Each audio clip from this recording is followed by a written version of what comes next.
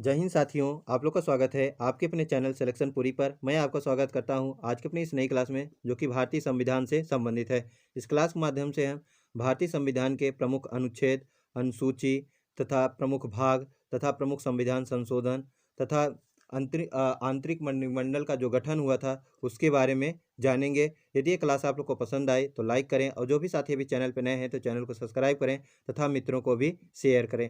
आइए क्लास को प्रारंभ करते हैं और पहला क्वेश्चन देखते हैं। ये पहला क्वेश्चन है, भारतीय संविधान के निर्माण हेतु संविधान सभा की प्रथम बैठक कब हुई थी? तो देखिए, भारतीय संविधान के निर्माण हेतु संविधान सभा की प्रथम जो बैठक हुई थी वो कब हुई थी?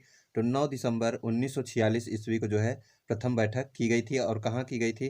तो नई दिल्ली के जो है केंद्रीय कक्ष में जो है हुई थी। अगला क्वेश्चन है, संविधान सभा के प्रथम अस्थायी अध्यक्ष कौन थे? तो देखिए, संविधान सभा के प्रथम अस्थायी अध्यक्ष कौन थे? तो डॉक्टर सच्चिदानंद सिन्हा को जो है संविधान सभा का प्रथम अस्थायी अध्यक्ष चुना गया था, क्योंकि ये व्यक्ति जो थे सबसे बुजुर्ग थे। जो संविधान सभा के जितने सदस्य थे उनमें ये सबसे बुजुर्ग थे, इसलिए इनको जो है संविधान सभा का प्रथम अस्थायी अध्यक्ष चुना गया। और कब चुना गया था? तो 9 दिसंबर 1946 ईस्वी को चुना गया था। अगला क्वेश्चन है कि संविधान सभा के प्रथम उपाध्यक्ष किसे चुना गया था? तो देखिए, संविधान सभा के प्रथम जो उपाध्यक्ष थे वो थे एच.सी. मुखर्जी। तो संविधान सभा के प्रथम उपाध्यक्ष एच.सी. मुखर्जी चुने गए थे, और 9 दिसंबर को ही जो है इनको चुना गया था। अगला क्वेश्चन है कि संविधान सभा के प्रथम स्थायी अध्यक्ष किसे चुना गया? तो देखिए, संविधान सभा के प्रथम स्थायी अध्यक्ष जो है 11 दिसंबर 1946 ईस्वी को जो है डॉक्टर राजेंद्र प्रसाद को जो है चुना गया। तो संविधान सभा के प्रथम अस्थायी अध्यक्ष जो है सच्चिदानंद सिन्हा को 9 दिसंबर 1946 को चुना गया था, जबकि राजेंद्र प्रसाद को स्थायी अध्यक्ष के रूप में 11 दिसंबर 1946 ईस्वी को चुना गया था। अगला क्वेश्चन है, संविधान के सभा के संवैधानिक सलाहकार किसे नियुक्त किया गया था? तो देखिए, संविधान सभा के जो संवैधानिक सलाहकार थे वह कौन थे? तो बी.एन.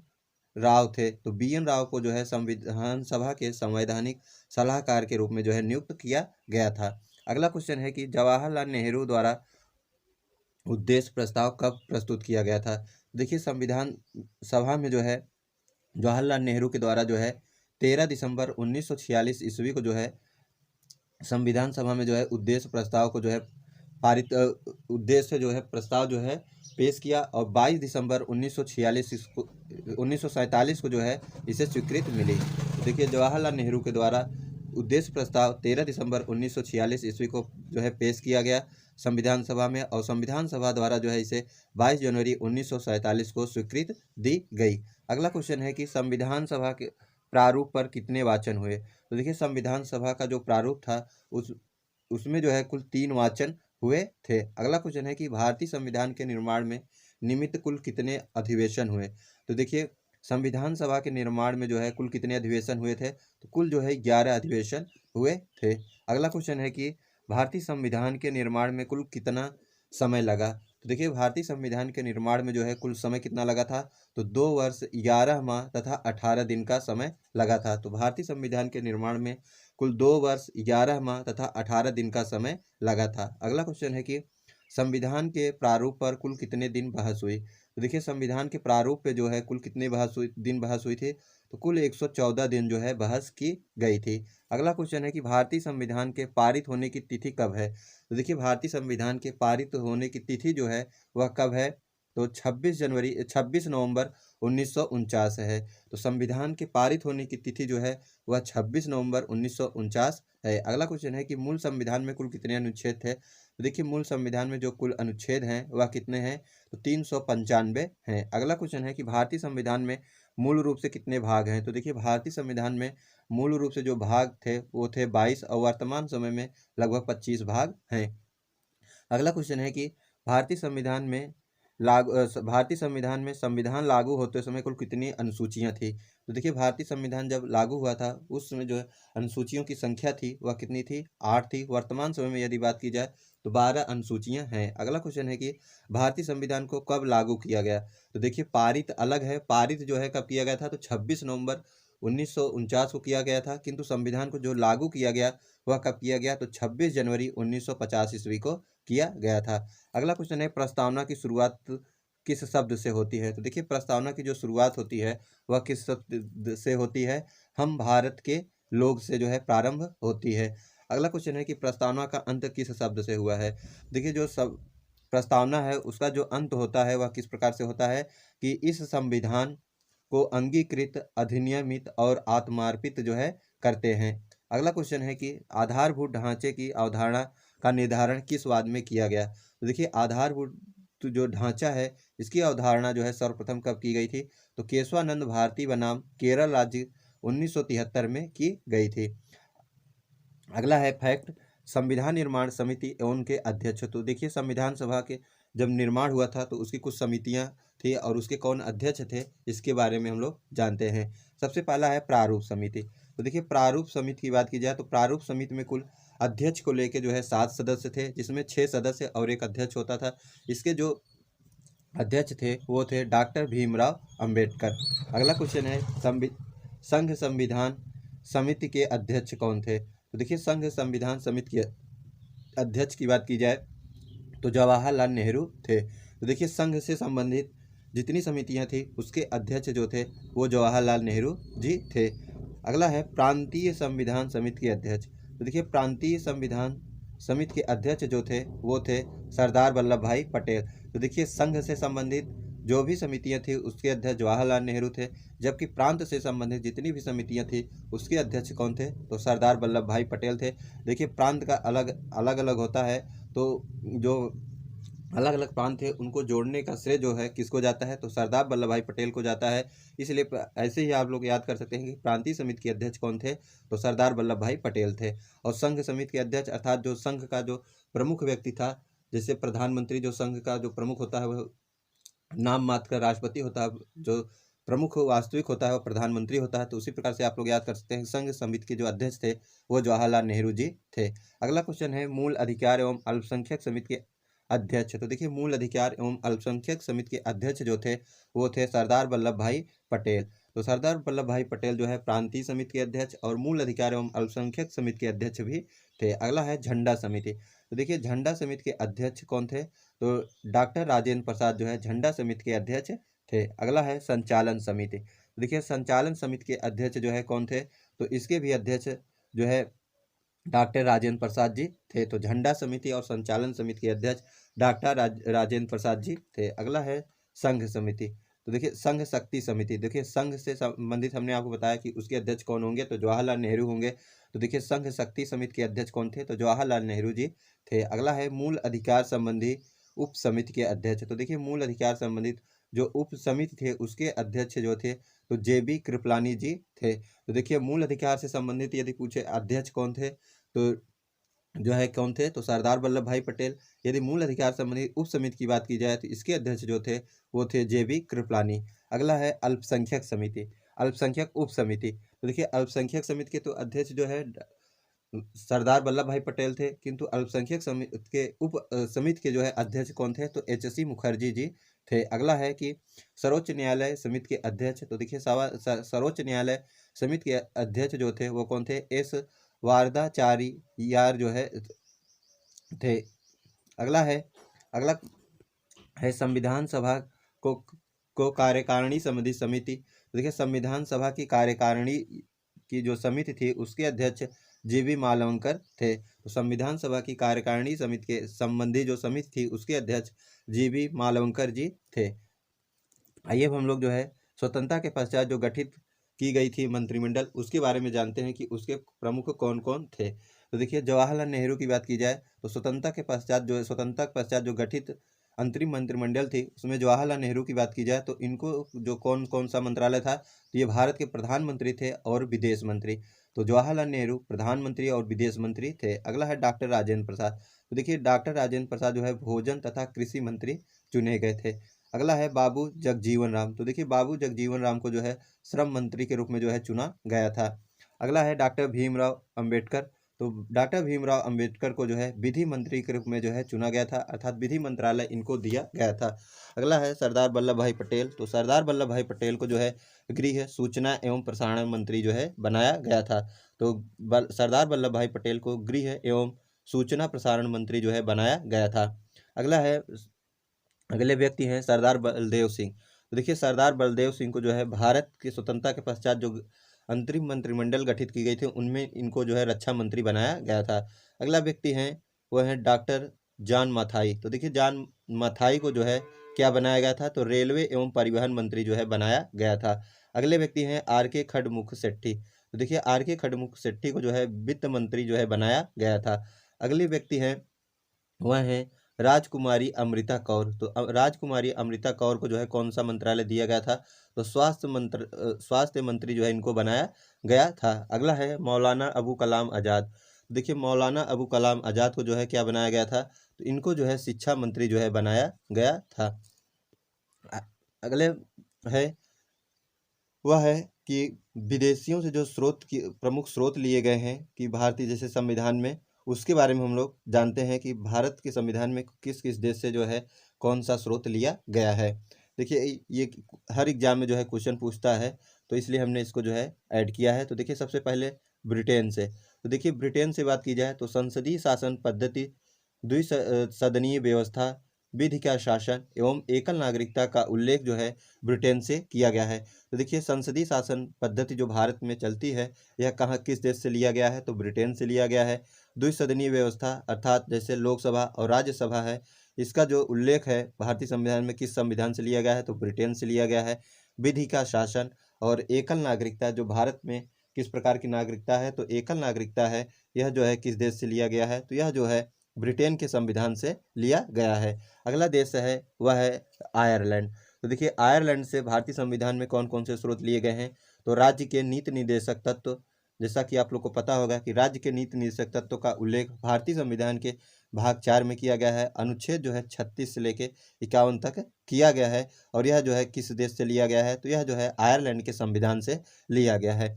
अगला है राज्यसभा में 12 सदस्यों का मनोनयन।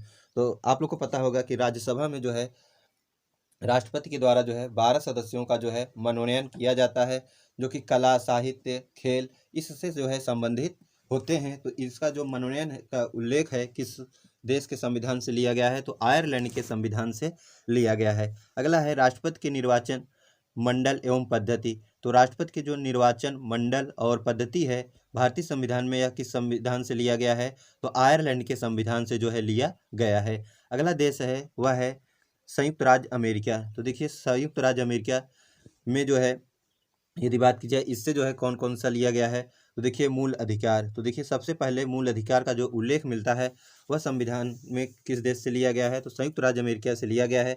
और मूल अधिकार सर्वप्रथम किस देश ने दी थी, तो संयुक्त राज्य अमेरिका ने जो है दी थी। यदि बात की जाए मूल अधिकार की कि किस अनुच्छेद में दिया गया है, तो भारतीय संविधान के अनुच्छेद जो है 12 से लेकर 35 तक मूल अधिकार का उल्लेख किया गया है। और भाग की बात की जाए तो भाग जो है 3 में इसका उल्लेख किया गया है।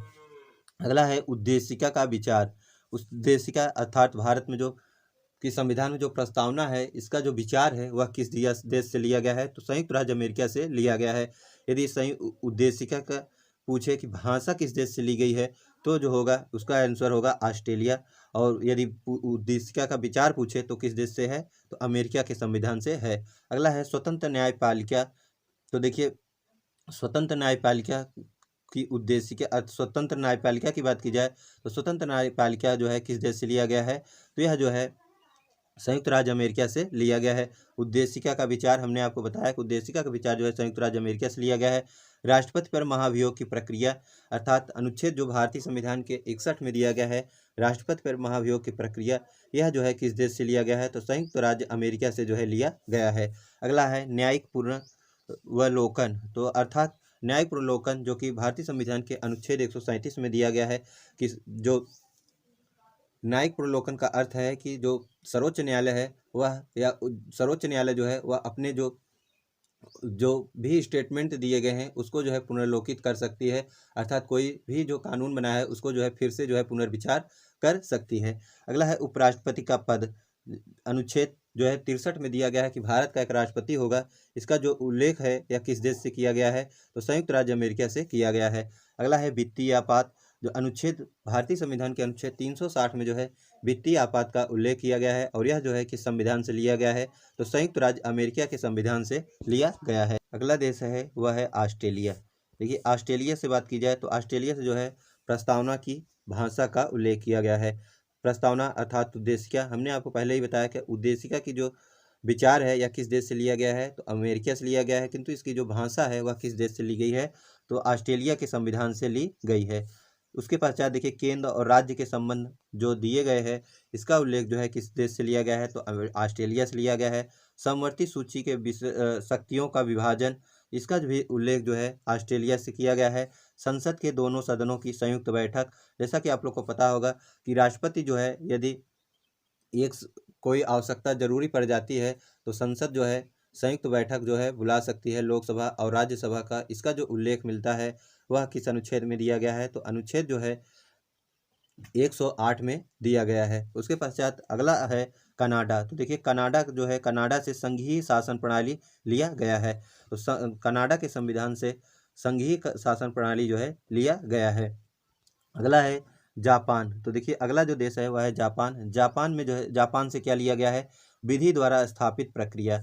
तो विधि द्वारा जो स्थापित प्रक्रिया है यह जापान के संविधान से लिया गया है। अगला देश है दक्षिण अफ्रीका। तो देखिए दक्षिण अफ्रीका के संविधान से संविधान संशोधन की पद्धति का जो है उल्लेख किया गया है। आपको पता होगा कि अनुच्छेद जो है 368 में संविधान संशोधन के बारे में उल्लेख किया गया है, और यह किस देश से लिया गया है, तो यह जो है दक्षिण अफ्रीका के संविधान से लिया गया है। यदि बात की जाए संविधान संशोधन की प्रक्रिया किस भाग में है, तो भाग 20 में जो है संविधान संशोधन की प्रक्रिया का उल्लेख किया गया है। अगला देश है फ्रांस के संविधान से। तो देखिए फ्रांस के संविधान से कौन कौन सी चीज़ ली गई है, तो गणतंत्रात्मक शासन प्रणाली ली गई है, समानता, स्वतंत्रता, समानता और बंधुता का जो सिद्धांत है यह सब फ्रांस के संविधान से लिया गया है। अगला है आपात प्रावधान। तो देखिए अनुच्छेद जो है भारतीय संविधान के अनुच्छेद 352 से लेकर 360 तक जो है आपात का प्रावधान किया गया है, और यह किस देश से लिया गया है, तो यह जो है जर्मनी के संविधान से लिया गया है। अनुसूचियों के बारे में, तो देखिए अनुसूचियों की बात की जाए तो भारतीय संविधान में वर्तमान समय जो अनुसूचियों की संख्या है वह कितनी है, तो 12 है। और जब मूल संविधान की बात की जाए तो मूल संविधान में अनुसूचियों की संख्या कितनी थी, तो कुल अनुसूचियों की संख्या 8 थी। तो आइए हम लोग जो है एक एक अनुसूचियों के बारे में जानते हैं। देखिए सबसे पहला अनुसूची की बात की जाए तो पहली अनुसूची जो है इसमें किसका उल्लेख किया गया है, तो राज्य व संघ राज्य क्षेत्र में का उल्लेख किया गया है। तो पहली अनुसूची में जो है राज्य एवं संघ राज्य क्षेत्र का उल्लेख किया गया है। तो देखिए पहली अनुसूची हो चाहे पहला भाग हो या पहला जो है अनुच्छेद हो, उसमें जो है संघ और राज्य के क्षेत्र के बारे में जो है उल्लेख किया गया है। वर्तमान समय में जो है भारत में जो है 28 राज्य और 8 जो है संघ राज्य क्षेत्रों का जो है उल्लेख किया गया है। अगला है वह है दूसरी अनुसूची। तो देखिए दूसरी अनुसूची में जो है किसका उल्लेख किया गया है, तो इसके अंतर्गत जो है भारत के प्रमुख पदाधिकारियों को जो है प्राप्त होने वाले वेतन एवं भत्ते, पेंशन आदि का जो है उल्लेख किया गया है। तो देखिए दूसरी अनुसूची में जो प्रमुख पदाधिकारी हैं उनके जो वेतन भत्ते हैं उसका जो उल्लेख किया गया है वह किस अनुसूची में किया गया है, तो अनुसूची जो है 2 में किया गया है। अगली अनुसूची जो है वह है अनुसूची 3। तो देखिए तीसरी अनुसूची में जो है किसका उल्लेख मिलता है, तो तीसरी अनुसूची में जो है शपथ एवं प्रतिज्ञान के प्रारूप का प्रावधान किया गया है। तो देखिए प्रथम अनुसूची में किसका उल्लेख किया गया है, संघ राज्य क्षेत्र के बारे में उल्लेख किया गया है। दूसरी अनुसूची में जो है वेतन और भत्ते का उल्लेख किया गया है, और तीसरी अनुसूची में जो है शपथ और प्रतिज्ञान के प्रारूप का जो प्रावधान किया गया है वह तीसरी अनुसूची में किया गया है।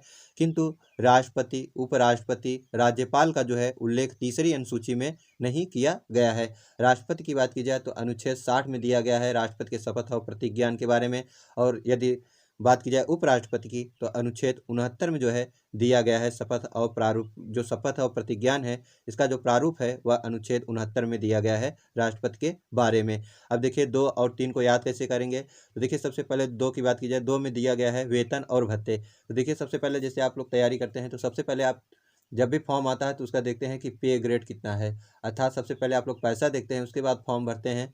तो इसी प्रकार से आप लोग जो है याद करेंगे सबसे पहले वेतन और भत्ते का जो उल्लेख है वह दूसरी अनुसूची में है, जबकि तीसरी अनुसूची में शपथ और प्रतिज्ञान का जो है प्रारूप दिया गया है।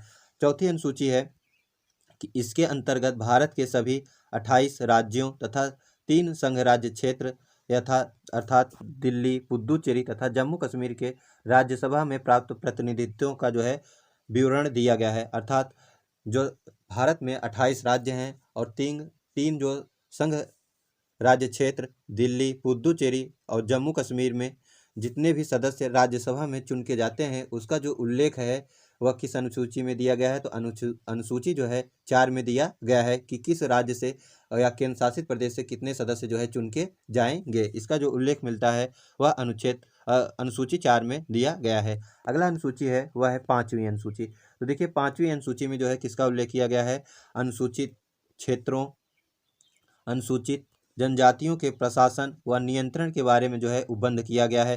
तो 5वीं अनुसूची में जो है अनुसूचित क्षेत्रों और अनुसूचित जो जनजातियां हैं उनके प्रशासन और नियंत्रण के बारे में जो उल्लेख है यह किस में उल्लेख किया गया है? तो अनुसूची 5 में उल्लेख किया गया है। अगली अनुसूची है वह है 6ठी अनुसूची। तो देखिए 6ठी अनुसूची में जो है किसका उल्लेख किया गया है? तो इसके अंतर्गत पूर्वोत्तर भारत के 4 राज्यों का उल्लेख किया गया है, जिसमें असम, मेघालय और त्रिपुरा के मिजोरम, त्रिपुरा और मिजोरम की जो जनजाति के क्षेत्र है उसके प्रशासन के बारे में उल्लेख किया गया है। तो 5वीं अनुसूची में जो है अनुसूचित क्षेत्रों और अनुसूचित जनजातियों के प्रशासन व नियंत्रण के बारे में किया गया है। 6ठी अनुसूची में जो है असम, मेघालय, त्रिपुरा और मिजोरम के जनजातीय क्षेत्रों के बारे में जो है उपबंध किया गया है। एक बार फिर से रिपीट करते हैं। सबसे पहला अनुच्छेद था, उसमें क्या दिया गया था? संघ राज्य क्षेत्र के बारे में दिया गया था, जिसके अंतर्गत वर्तमान में 28 राज्य और 8 केंद्र शासित प्रदेश हैं। दूसरी अनुसूची में क्या दिया गया था कि वेतन और भत्ते का उल्लेख किया गया था। उसके पश्चात तीसरी अनुसूची थी, शपथ का प्रावधान किया गया था। उसके पश्चात था चौथी अनुसूची। चौथी अनुसूची में दिया गया था कि किस राज्य और जो 3 केंद्र शासित प्रदेश हैं उससे कितने राज्यसभा के सदस्य चुन के जाएंगे। उसके पश्चात 5वीं अनुसूची में अनुसूचित क्षेत्रों और अनुसूचित जनजाति क्षेत्रों के प्रशासन के बारे में और नियंत्रण के बारे में उपबंध किया गया है। और 6ठी अनुसूची जो है जनजातीय क्षेत्रों के प्रशासन के बारे में उपबंध करता है, किंतु इसमें जो है 4 राज्य के विशेष के बारे में उपबंध किया गया है। वह 4 राज्य कौन कौन से हैं? असम है, असम हो गया, मेघालय, त्रिपुरा और मिजोरम। देखिए अगली अनुसूची है वह है 7वीं अनुसूची। देखिए 7वीं अनुसूची में क्या दिया गया है? संघ और राज्य के मध्य शक्तियों के विभाजन के बारे में दिया गया है। तो संघ और राज्य के शक्तियों के विभाजन के बारे में जो उल्लेख किया गया है वह किस अनुसूची में किया गया है? तो 7वीं अनुसूची में जो है किया गया है। इसके अंतर्गत 3 सूचियां बनाई गई हैं, जिसमें संघ सूची, राज्य सूची और समवर्ती सूची का जो है उल्लेख किया गया है। यदि बात की जाए संघ सूची की, तो संघ सूची में जब संविधान बनाया गया था या लागू किया गया था उस समय जो है कुल 97 विषयों का उल्लेख किया गया था, किंतु वर्तमान समय में जो है कुल 100 विषय जो है मिलते हैं। यदि बात की जाए राज्य सूची के बारे में, तो राज्य सूची में जो है वर्तमान में कुल 61 विषय हैं, और किंतु जब संविधान लागू हुआ था तो 66 विषयों का उल्लेख किया गया था।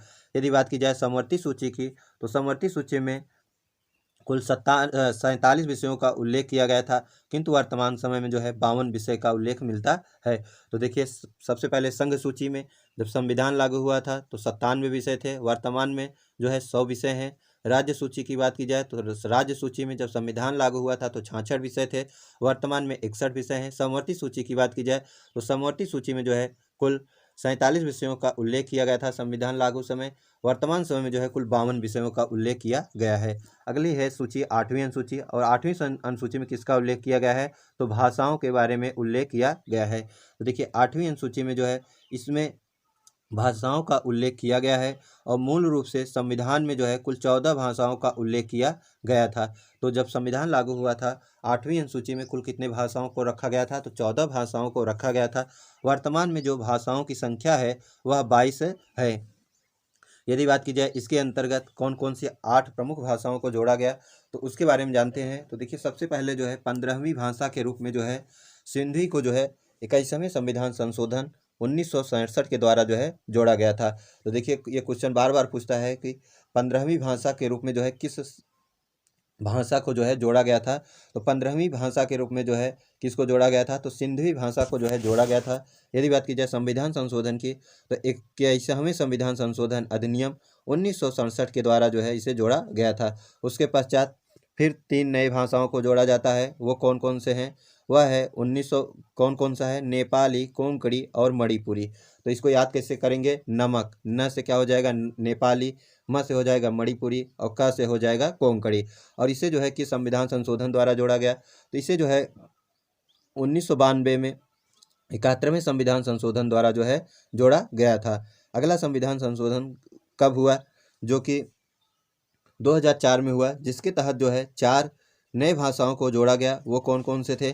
संथाली, डोगरी, मैथिली और बोडो। तो देखिए बोडो, डोगरी, मैथाली और संथाली को जो है 2004 में जो है 92वां संविधान संशोधन द्वारा 4 नए राज्यों को जोड़ के वर्तमान समय में यदि बात की जाए कितनी भाषाएं हो गई हैं, तो 22 भाषाओं का उल्लेख मिलता है।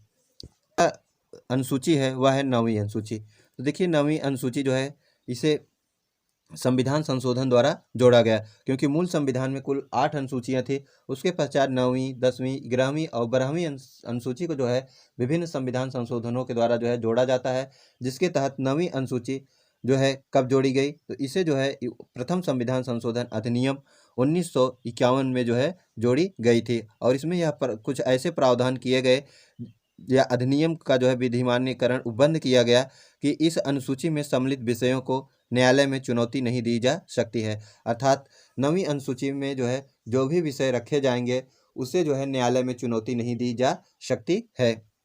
अगली अनुसूची है वह है 10वीं अनुसूची। तो देखिए 10वीं अनुसूची को जो है कब जोड़ा गया, तो इसे जो है 52वें संविधान संशोधन अधिनियम 1985 के द्वारा जो है जोड़ा गया। तो देखिए 10वीं अनुसूची दल बदल से संबंधित है और इसे जो है कब जोड़ा गया, तो 52वें संविधान संशोधन 1985 के द्वारा जोड़ा गया। तो दल बदल का जो प्रावधान है किस अनुसूची में किया गया है, तो 10वीं अनुसूची में किया गया है। किस संविधान संशोधन के द्वारा किया गया है, तो 52वें संविधान संशोधन द्वारा किया गया है। और कब किया गया, तो 1985 ईस्वी में किया गया। अगली अनुसूची है वह है 11वीं अनुसूची। तो देखिए 11वीं अनुसूची का जो उल्लेख है यह किस संविधान संशोधन द्वारा किया गया, तो इसे जो है 73वें संविधान संशोधन 1992 के द्वारा जो है जोड़ा गया। तो 11वीं अनुसूची को जो है कब जोड़ा गया, तो 73वें संविधान संशोधन 1992 ईस्वी के द्वारा जोड़ा गया। यदि बात की जाए इसमें किसका उल्लेख किया गया है, तो इसमें जो है ग्राम पंचायतों के शक्तियों का जो है उल्लेख किया गया है। और इसके अंतर्गत जो है कुल कितने विषय को रखा गया है, तो इसके अंतर्गत जो कुल विषय रखे गए हैं वो रखे गए हैं 29 विषय रखे गए हैं। तो देखिए ग्राम पंचायतों का उल्लेख सर्वप्रथम किस अनुच्छेद के तहत किस अनुसूची के तहत किया गया, तो 11वीं अनुसूची के तहत किया गया। कब किया गया, तो 73वें संविधान संशोधन द्वारा किया गया। और किस सन में किया गया था, तो 1992 में किया गया था। अगला जो अनुसूची है वह है 12वीं अनुसूची। तो देखिए 12वीं अनुसूची जो है कब जोड़ा गया, तो इसे जो है 74वें संविधान संशोधन के द्वारा जो है जोड़ा गया। और कब किया गया, तो 1992 ईस्वी में किया गया था। तो देखिए 74वां संविधान संशोधन 1992 ईस्वी में किया गया। इसके तहत 12वीं अनुसूची को जोड़ा गया और इसमें किसका उल्लेख किया गया, तो नगर पालिका के शक्तियों का जो है उल्लेख किया गया। तो देखिए 11वीं अनुसूची में ग्राम पंचायत के शक्तियों का उल्लेख किया गया और जो 12वीं अनुसूची है नगर पालिका के शक्तियों का उल्लेख किया गया। इसके अंतर्गत जो है स्थानीय कार्यों के लिए करने के लिए जो है 18 विषय जो है प्रदान किए गए। तो देखिए ग्राम पंचायत में 29 विषय और नगर पालिका की शक्तियों के उल्लेख जो है किया गया है, जिसमें कुल 18 विषयों का उल्लेख किया गया है। अब हम लोग जो है संविधान के जो प्रमुख भाग हैं उसके बारे में जानेंगे। तो हम ऐसे ही भाग को बताएंगे जो कि एग्जाम में बार बार पूछे जाते हैं। तो सबसे पहला भाग है वह है पहला। तो देखिए पहला भाग है संघ राज्य क्षेत्र। हमने आपको बताया जब अनुसूची पढ़ा रहा था कि चाहे वो पहला भाग हो या पहला अनुच्छेद हो, उसमें किसका उल्लेख किया गया है, संघ राज्य क्षेत्र, अर्थात जो राज्य हैं और केंद्र शासित प्रदेश हैं उसका उल्लेख जो है किया गया है। और किस अनुच्छेद में किया गया है, तो अनुच्छेद 1 से 4 तक किया गया है। अगला भाग है भाग 2। तो देखिए भाग 2 में जो है किसका उल्लेख मिलता है, तो नागरिकता का उल्लेख मिलता है। यदि अनुच्छेद की बात की जाए तो अनुच्छेद जो है 5 से 12 तक दिया गया है। नागरिकता की बात की जाए किस देश से लिया गया है, तो हमने आपको बताया था कि नागरिकता को जो है ब्रिटेन के संविधान से लिया गया है और एकल नागरिकता का उल्लेख किया गया है। अगला है भाग 3। भाग 3 में जो है किसका उल्लेख किया गया है, तो मौलिक अधिकारों का उल्लेख मिलता है। और यदि अनुच्छेद की बात की जाए तो अनुच्छेद 12 से लेकर 35 तक जो है भाग 3 का उल्लेख किया गया है। यदि बात की जाए कि मौलिक अधिकार को किस देश से लिया गया है, तो मौलिक अधिकार को जो है भारतीय संविधान में अमेरिका के संविधान से लिया गया है। अगला भाग है भाग 4। देखिए भाग 4 में जो है किसका उल्लेख किया गया है, तो राज्य के नीति निर्देशक तत्वों का उल्लेख जो है भाग 4 में किया गया है। और अनुच्छेद जो है यदि भाग 4 की बात की जाए किस अनुच्छेद से लेकर किस अनुच्छेद तक उल्लेख मिलता है, तो 36 से लेकर 51 तक उल्लेख किया गया है। और राज्य के नीति निर्देशक तत्व जो है किस संविधान से लिया गया है, तो यह जो है आयरलैंड के संविधान से लिया गया है। अगला है भाग 4 क। तो देखिए भाग 4 क, इसे जो है कब जोड़ा गया था, इसे जो है 76वें संविधान इसे जो है 42वें संविधान संशोधन अधिनियम 1976 में जोड़ा गया था। और इसमें जो उल्लेख मिलता है वह मिलता है मौलिक अधिकार का। तो देखिए मौलिक अधिकार का उल्लेख भाग 4 क में किया गया है। और अनुच्छेद की बात की जाए तो अनुच्छेद 51 क में जो है भाग 4 का उल्लेख मिलता है। भाग 4 क मौलिक अधिकार से संबंधित है और अनुच्छेद 51 क में किया गया है। उसके पश्चात है भाग 5। तो देखिए भाग 5 में जो है किसका उल्लेख मिलता है, संघ का। तो देखिए भाग 5 में जो है किसका उल्लेख किया गया है, तो संघ का जो उल्लेख मिलता है वह जो है किस में मिलता है, तो भाग 5 में जो है मिलता है। यदि बात की जाए भाग 6 की, तो भाग 6 में जो है राज्य के बारे में उल्लेख किया गया है, राज्य क्षेत्र के बारे में उल्लेख किया गया है। तो 5 में संघ और 6 में जो है राज्य के बारे में उल्लेख किया गया है। उसके पश्चात है अगला भाग है 8। तो भाग 8 में जो है दिया गया है संघ राज्य क्षेत्र के बारे में। तो देखिए भाग 5 में दिया गया है संघ के बारे में, भाग 6 में दिया गया है राज्य के बारे में। और उसके पश्चात 7वीं जो भाग है इसे निष्कासित कर दिया गया है। 8वें भाग में दिया गया है संघ और राज्य क्षेत्र के बारे में। तो देखिए भाग 5 का उल्लेख जो है किस अनुच्छेद में किया गया है, तो अनुच्छेद 52 से लेके अनुच्छेद जो है 52 से लेके 151 तक जो उल्लेख किया गया है वह 5 भाग का किया गया है। यदि भाग 6 की बात की जाए तो भाग 6 जो है अनुच्छेद 152 से लेके 237 तक उल्लेख किया गया है। तो देखिए अब भाग 8 को कैसे याद करेंगे, तो देखिए भाग 5 और 6 में, देखिए भाग 5 में राज्य के संघ के बारे में दिया गया है और 6 में जो है राज्य के बारे में दिया गया है। तो 7वीं निष्कासित किया गया है। 8वें में इन्हीं दोनों को 5वीं और 6ठी को जोड़कर जो है उल्लेख किया गया है संघ राज्य क्षेत्र। और इसका जो उल्लेख मिलता है वह मिलता है अनुच्छेद 239 से लेकर 242 तक। उसके पश्चात है भाग 9। तो भाग 9 में जो है पंचायतों के बारे में उल्लेख किया गया है और इसे जो है 73वें संविधान संशोधन द्वारा जो है जोड़ा गया। और यदि बात की जाए किस अनुच्छेद में किया गया है, तो अनुच्छेद 243 से लेकर 243 अड़ा तक जो है किया गया है। उसके पश्चात है भाग 9 का।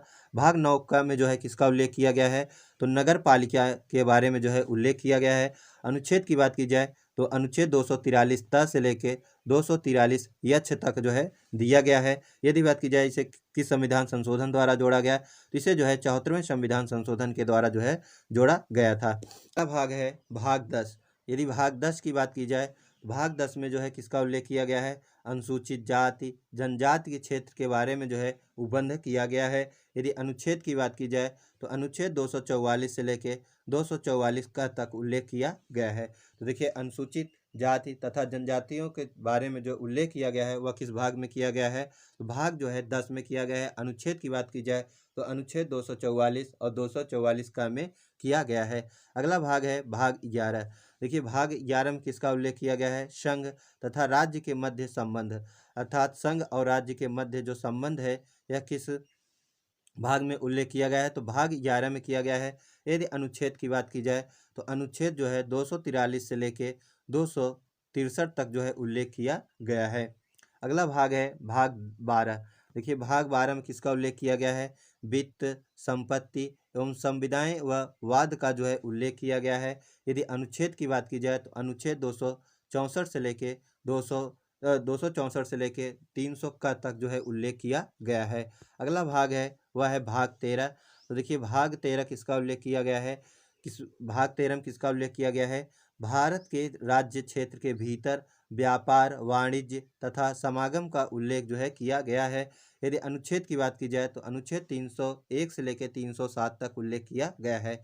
तो देखिए भाग 13 में भारत राज्य क्षेत्र के भीतर व्यापार वाणिज्य तथा समागम का उल्लेख किया गया है। यदि अनुच्छेद की बात की जाए तो अनुच्छेद 301 से लेकर 307 तक उल्लेख किया गया है। अगला भाग है भाग 14। यदि भाग 14 की बात की जाए तो भाग 14 में किसका उल्लेख किया गया है, संघ तथा राज्य के अधीन सेवाएं, अर्थात संघ और राज्य के क्षेत्र के अंतर्गत जो भी अधीन सेवाएं हैं उसका जो उल्लेख किया गया है वह किया गया है अनुच्छेद 208 से लेकर 308 से लेकर 323 तक। तो संघ और राज्य क्षेत्र के अंतर्गत जैसे संघ के अंतर्गत, केंद्र के अंतर्गत, जैसे आईएएस होते हैं, वो किस किस के अंतर्गत आते हैं, तो संघ के अंतर्गत आते हैं। तो और राज्य की बात की जाए तो पीसीएस जैसे होता है, यह सब किसके अंतर्गत आता है, तो भाग 14 के अंतर्गत आता है। और अनुच्छेद 308 से लेकर 323 तक दिया गया है संघ तथा राज्य क्षेत्र के अधीन जो सेवाएं हैं। अगला है निर्वाचन। तो देखिए भाग 15 में जो है निर्वाचन का उल्लेख किया गया है। यदि बात की जाए कि अनुच्छेद की, तो अनुच्छेद 324 से लेकर 329 का तक जो है भारतीय संविधान में निर्वाचन का उल्लेख किया गया है। अगला भाग है भाग 16। देखिए भाग 16 में किसका उल्लेख किया गया है, कुछ वर्गों के संबंध में विशेष उपबंध। तो देखिए जो कुछ विभिन्न वर्ग हैं उनके बारे में विशेष उपबंध किया गया है, इसका उल्लेख जो है अनुच्छेद 330 से लेकर 342 तक किया गया है। उसके पश्चात है भाग 17। भाग 17 में जो है किसका उल्लेख किया गया है, तो राजभाषा के बारे में उल्लेख किया गया है। और अनुच्छेद की बात की जाए तो अनुच्छेद जो है 343 से लेकर 351 तक दिया गया है। तो भाग 17 में राजभाषा के बारे में उल्लेख किया गया है।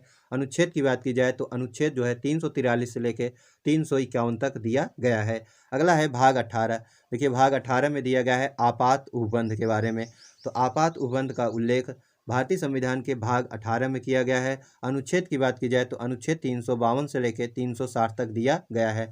उसके पश्चात है भाग 19। भाग 19 में दिया गया है प्रकीर्णन के बारे में दिया गया है। अनुच्छेद की बात की जाए तो अनुच्छेद 361 से लेकर 367 तक दिया गया है। उसके पश्चात जो अगला और अंतिम प्रमुख भाग है वह है भाग 20। देखिए भाग 20 में जो है किसका उल्लेख किया गया है, तो संविधान संशोधन के बारे में उल्लेख किया गया है।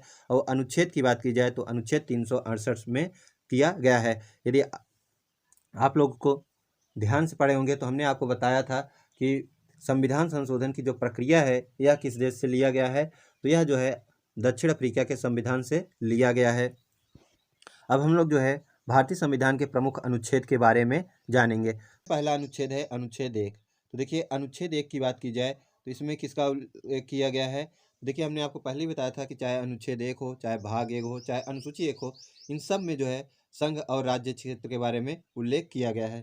तो इसी के तहत जो है पहले अनुच्छेद में दिया गया है संघ का नाम, अर्थात जो संघ है इसका नाम क्या होगा, राज्य क्षेत्र, अर्थात राज्य क्षेत्र का जो उपबंध है यह किस अनुच्छेद में किया गया है, तो अनुच्छेद 1 में किया गया है। और दिया गया है कि भारत अर्थात इंडिया जो है राज्यों का संघ होगा। तो भारत जो है क्या होगा, राज्यों का जो है एक संघ होगा। अगला अनुच्छेद है अनुच्छेद 2। तो देखिए अनुच्छेद 2 और अनुच्छेद 3 की बात की जाए तो देखिए ये हमेशा कन्फ्यूजन रहता है कि अनुच्छेद 2 में क्या दिया गया है और अनुच्छेद 3 में क्या दिया गया है। तो आज हम आप लोग को ऐसी ट्रिक बता देंगे कि आप लोग को अब जो है कभी कन्फ्यूजन नहीं होगा। तो देखिए सबसे पहले हम लोग जानेंगे अनुच्छेद 2 के बारे में। पहले हम लोग जान लेते हैं, उसके पश्चात ट्रिक को आप लोग को बता देंगे। देखिए अनुच्छेद 2 में दिया गया है नए राज्यों का प्रवेश या स्थापना, अर्थात जो नए राज्यों का प्रवेश है और स्थापना है इसका उल्लेख दिया गया है अनुच्छेद 2 में। नए राज्यों का उल्लेख है, अर्थात जो विदेशी भूमि जो है, यदि कोई विदेशी भूमि है वह भारत में सम्मिलित किया जाता है तो इसका जो प्रावधान किया जाएगा यह किस अनुच्छेद के तहत किया जाएगा, तो अनुच्छेद 2 के तहत जो है किया जाएगा। अर्थात जो भी भूमि भारत में यदि सम्मिलित होता है उसका जो वह किस अनुच्छेद के तहत किया जाएगा, तो अनुच्छेद जो है 2 के तहत किया जाएगा। जैसे कि आप लोग को पता होगा कि जो बांग्लादेश और भारत के बीच में समझौता हुआ तो कुछ भूमि जो है बांग्लादेश ने भारत को दिया, तो यह जो समझौता हुआ या जो यह भूमि अर्जित की गई इसका उल्लेख जो है किस अनुच्छेद में किया गया है, तो अनुच्छेद 2 में किया गया है। अब देखिए हम लोग अनुच्छेद 3 के बारे में जानते हैं। तो अनुच्छेद 3 में के बारे में क्या दिया गया है, नए राज्यों का निर्माण और वर्तमान राज्य क्षेत्रों की सीमाओं या नामों में परिवर्तन, अर्थात जो भारत में 28 राज्य हैं और 8 केंद्र शासित प्रदेश हैं वर्तमान में, इनके नाम, इनके सीमा क्षेत्र या नए राज्यों का जो है प्रवेश, नए राज्यों का जो है निर्माण, इन सब का उल्लेख जो है किस अनुच्छेद में किया गया है, तो अनुच्छेद 3 में किया गया है। जैसे पश्चिम बंगाल का नाम बदल के जो है पश्चिम बंग करने की मांग हो रही है, तो यह किस अनुच्छेद के तहत किया जाएगा, तो अनुच्छेद 3 के तहत किया जाएगा। जैसे उत्तराखंड जो है नया राज्य बना उत्तर प्रदेश से अलग होकर के, झारखंड जो है बिहार से अलग होकर नया राज्य बना, और नया एक राज्य अभी हाल ही में जो है तेलंगाना 2014 में बना। तो ये सब जो हुआ परिवर्तन यह किस अनुच्छेद के तहत हुआ, तो अनुच्छेद 3 के तहत जो है किया गया। यदि बात की जाए जैसे केंद्र शासित प्रदेश जो पहले 9 था उसके पश्चात 8 हो गया, तो यह जो है किस अनुच्छेद के तहत किया गया है? तो अनुच्छेद जो है 3 के तहत किया गया है। अब देखिए इसको 2 और 3 को याद कैसे करेंगे? तो देखिए नए राज्यों का प्रवेश अर्थात जो विदेशी भूमि है उसे अर्जित करने से संबंधित है। तो देखिए यदि भारत में कोई ऐसी स्थिति आ जाती है कि 2 राज्यों का निर्माण करना है, एक विदेशी भूमि अर्जित हो रही है, विदेश से आ रहा है और एक भारत राज्य क्षेत्र से जो है परिवर्तित करना है, तो पहले किसको वरीयता देंगे? जो विदेश से आ रहा है, जो भारत में है इसे तो हम लोग बाद में भी देख लेंगे, लेकिन जो पहले जो विदेश से मिल रहा है उसको हम लोग अर्जित करेंगे। तो 2 में दिया गया है नए राज्यों का प्रवेश अर्थात जो विदेशी भूमि है उसको अर्जित करने से संबंधित है। और उसके पश्चात है 3 में जो है भारतीय राज्य क्षेत्र के भीतर सीमा नाम क्षेत्र राज्य क्षेत्र के परिवर्तन के बारे में दिया गया है। उसके पश्चात है अनुच्छेद 5 से 11 तक। तो अनुच्छेद 5 से 11 तक किसका उल्लेख किया गया है? तो नागरिकता का जो है उल्लेख किया गया है। उसके पश्चात है अनुच्छेद 12। तो देखिए अनुच्छेद 12 में जो है क्या दिया गया है? भाग 3 के प्रयोजनों के लिए राज्य शब्द को जो है परिभाषित किया गया है। तो भाग 3 में जो है भाग 3 के प्रयोजनों के लिए जो है राज्य शब्द को जो परिभाषित किया गया है यह किस अनुच्छेद में किया गया है? तो अनुच्छेद जो है 12 में किया गया है। अगला अनुच्छेद है वह है अनुच्छेद 14। देखिए अनुच्छेद 14 की बात की जाए तो अनुच्छेद 14 में किसका उल्लेख किया गया है? इसमें दिया गया है कि विधि के समक्ष समानता और विधियों का जो है समान संरक्षण, अर्थात विधि के समक्ष जो है सभी समानता और विधियों का समान संरक्षण, अर्थात विधि के समक्ष जो है सभी समान होंगे और विधियों का जो है समान संरक्षण किया जाएगा। उसके पश्चात है अनुच्छेद 17। अनुच्छेद 17 में जो है किसका दिया गया है? तो अस्पृश्यता का अंत के बारे में दिया गया है, अर्थात छुआछूत से संबंधित जो प्रावधान है इसका उल्लेख जो है किस अनुच्छेद में किया गया है? अनुच्छेद जो है 17 में किया गया है कि छूत का अंत जो है किया गया है। अगला अनुच्छेद है अनुच्छेद 18। अनुच्छेद 18 में जो है किसका उपबंध किया गया है? तो अनुच्छेद 18 में जो है उपाधियों का अंत किया गया है। तो उपाधियों का अंत जो है किस अनुच्छेद में किया गया है? तो अनुच्छेद जो है 18 में किया गया है। तो देखिए 14 में दिया गया है विधि के समक्ष समानता और विधियों का समान संरक्षण। अनुच्छेद 17 में दिया गया है अस्पृश्यता का अंत अर्थात छुआछूत का अंत। अनुच्छेद 18 में दिया गया है उपाधियों का अंत। उसके पश्चात है अनुच्छेद 19। अनुच्छेद 19 में जो है 6 प्रकार की स्वतंत्रताओं का उल्लेख किया गया है। जब भारतीय संविधान लागू हुआ था तो 7 प्रकार की स्वतंत्रताओं का उल्लेख किया गया था, किंतु अनुच्छेद जो 19 च है इसे जो है हटा के जो है इसे एक विधि संपत्ति का अधिकार जो है जो था इसे अब विधिक अधिकार बना दिया गया और अनुच्छेद जो है 300 का में जो है जोड़ दिया गया। ये उसके पश्चात है अनुच्छेद 19A। तो देखिए अनुच्छेद 19A में बोलने का अधिकार और प्रेस की स्वतंत्रता का उल्लेख जो है वह किस में दिया गया है? तो अनुच्छेद जो है 19A में दिया गया है। उसके पश्चात है अनुच्छेद 20। तो देखिए अनुच्छेद 20 में दिया गया है अपराधों के लिए दोष सिद्धि के संबंध में संरक्षण।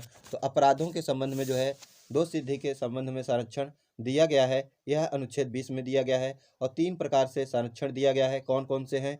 कार्योत्तर विधि के से संरक्षण, दोहरे दंड से संरक्षण, आत्म अभिशंसक से संरक्षण, अर्थात कार्योत्तर विधियों से संरक्षण का प्रावधान करता है, अर्थात कार्य करते समय जो विधि का प्रावधान है उसी के तहत जो है उसे दंड दिया जाएगा। दोहरे दंड से संरक्षण अर्थात दोहरे दंड का प्रावधान नहीं किया गया है, एक किसी अपराध के लिए जो है एक ही बार जो है दंड दिया जाएगा। आत्म अभिशंसन के संरक्षण से संबंधित अर्थात उसे जो है अपने व्यक्ति को जो है स्वयं अपने विरुद्ध साक्ष्य देने के लिए जो है विवश नहीं किया जाएगा। अगला है अनुच्छेद है वह है अनुच्छेद 21।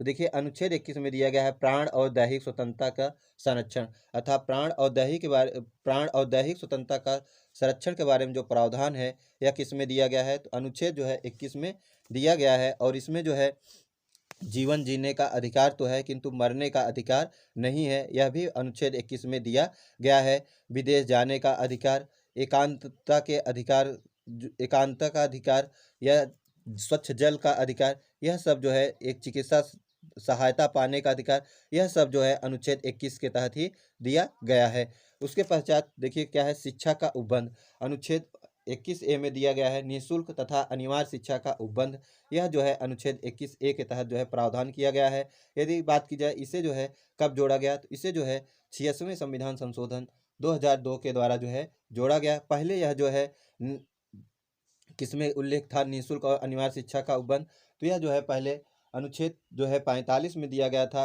अनुच्छेद जो है 45 में दिया गया था। और यदि बात की जाए किसमें, तो राज्य के नीति निर्देशक तत्वों में जो है इसे दिया गया था।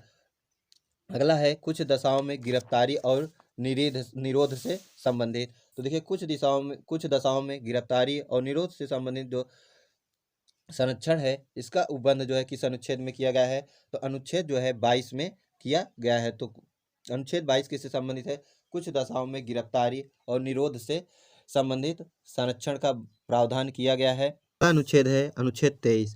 देखिए अनुच्छेद 23 किसका उपबंध करता है, अनुच्छेद 23 में यह दिया गया है कि मानव के दुर्व्यापार, बालात श्रम का प्रतिषेध, अर्थात मानव के द्वारा जो दुर्व्यापार है और बालात श्रम का प्रतिषेध है, यह अनुच्छेद 23 में उल्लेख किया गया है। मानव दुर्व्यापार का अत्यंत व्यापक, मानव दुर्व्यवहार जो है का अर्थ अत्यंत व्यापक है। इसे जो है न्यायालय द्वारा समय समय पर निर्वाचित मानव दुर्व्यापार एवं बेगार शब्द जो है सम्मिलित किया गया है। जैसे दास प्रथा हो गया, बेगार अथवा बालाश्रम हो गया, मनुष्यों का वस्तुओं की भांति क्रय विक्रय हो गया, स्त्रियों एवं बच्चों का अनैतिक व्यापार हो गया, बधुआ मजदूरी हो गया। ये सब जो है न्यायालय के द्वारा जो है जोड़ा गया है या न्यायालय के द्वारा जो है दिया गया है, और इस सब का उल्लेख अनुच्छेद 23 में किया गया है। अगला अनुच्छेद है अनुच्छेद 24। देखिए अनुच्छेद 24 दिया गया है बालकों के नियोजन का प्रतिषेध, अर्थात जो 14 वर्ष से कम बालक हैं उनके बारे में दिया गया है। तो अनुच्छेद 23 में दिया गया है मानव के दुर्व्यापार बालाश्रम का प्रतिषेध, अनुच्छेद 24 में दिया गया है बालकों के नियोजन का प्रतिषेध, वो भी कैसे बालक, जो 14 वर्ष से कम हैं। तो देखिए और दिया है कि 14 वर्ष से कम बालकों को कारखानों, खानों अथवा अन्य किसी जोखिमपूर्ण कार्य में नियोजन का जो है निषेध किया गया है। अगला अनुच्छेद है अनुच्छेद 25। तो देखिए अनुच्छेद 25 में दिया गया है अंतःकरण को धर्म आबाद रूप से मानने, आचरण और प्रसार करने की स्वतंत्रता। तो अनुच्छेद 25 में दिया गया है अंतःकरण, धर्म आबाद रूप से मानने, आचरण और प्रचार प्रसार करने की स्वतंत्रता जो है अनुच्छेद 25 में दिया गया है। आप किसी भी धर्म को मान सकते हैं या किसी भी धर्म का आप प्रचार प्रसार करते हैं, तो इसका जो उल्लेख किया गया है अनुच्छेद 25 में किया गया है। इसी के अनुच्छेद 25 के ही तहत जो है जो सिख होते हैं वो कृपाण धारण करते हैं। अगला अनुच्छेद है अनुच्छेद 29। तो देखिए अनुच्छेद 29 में किसका उल्लेख किया गया है, तो अनुच्छेद 29 में दिया गया है अल्पसंख्यक के हितों के बारे में संरक्षण। तो अल्पसंख्यक के हितों के संरक्षण के बारे में जो उल्लेख किया गया है वह अनुच्छेद कौन सा है, तो अनुच्छेद 29 है। अगला है अनुच्छेद 30। अनुच्छेद 30 में क्या दिया गया है, शिक्षा संस्थाओं की स्थापना और प्रशासन करने का अल्पसंख्यक वर्गों का अधिकार। तो देखिए अल्पसंख्यक वर्गों के हितों का संरक्षण अनुच्छेद 29 में। अनुच्छेद 30 में दिया गया है शिक्षा संस्थाओं की स्थापना और प्रशासन करने का अल्पसंख्यक वर्गों का अधिकार। अगला अनुच्छेद है अनुच्छेद 32।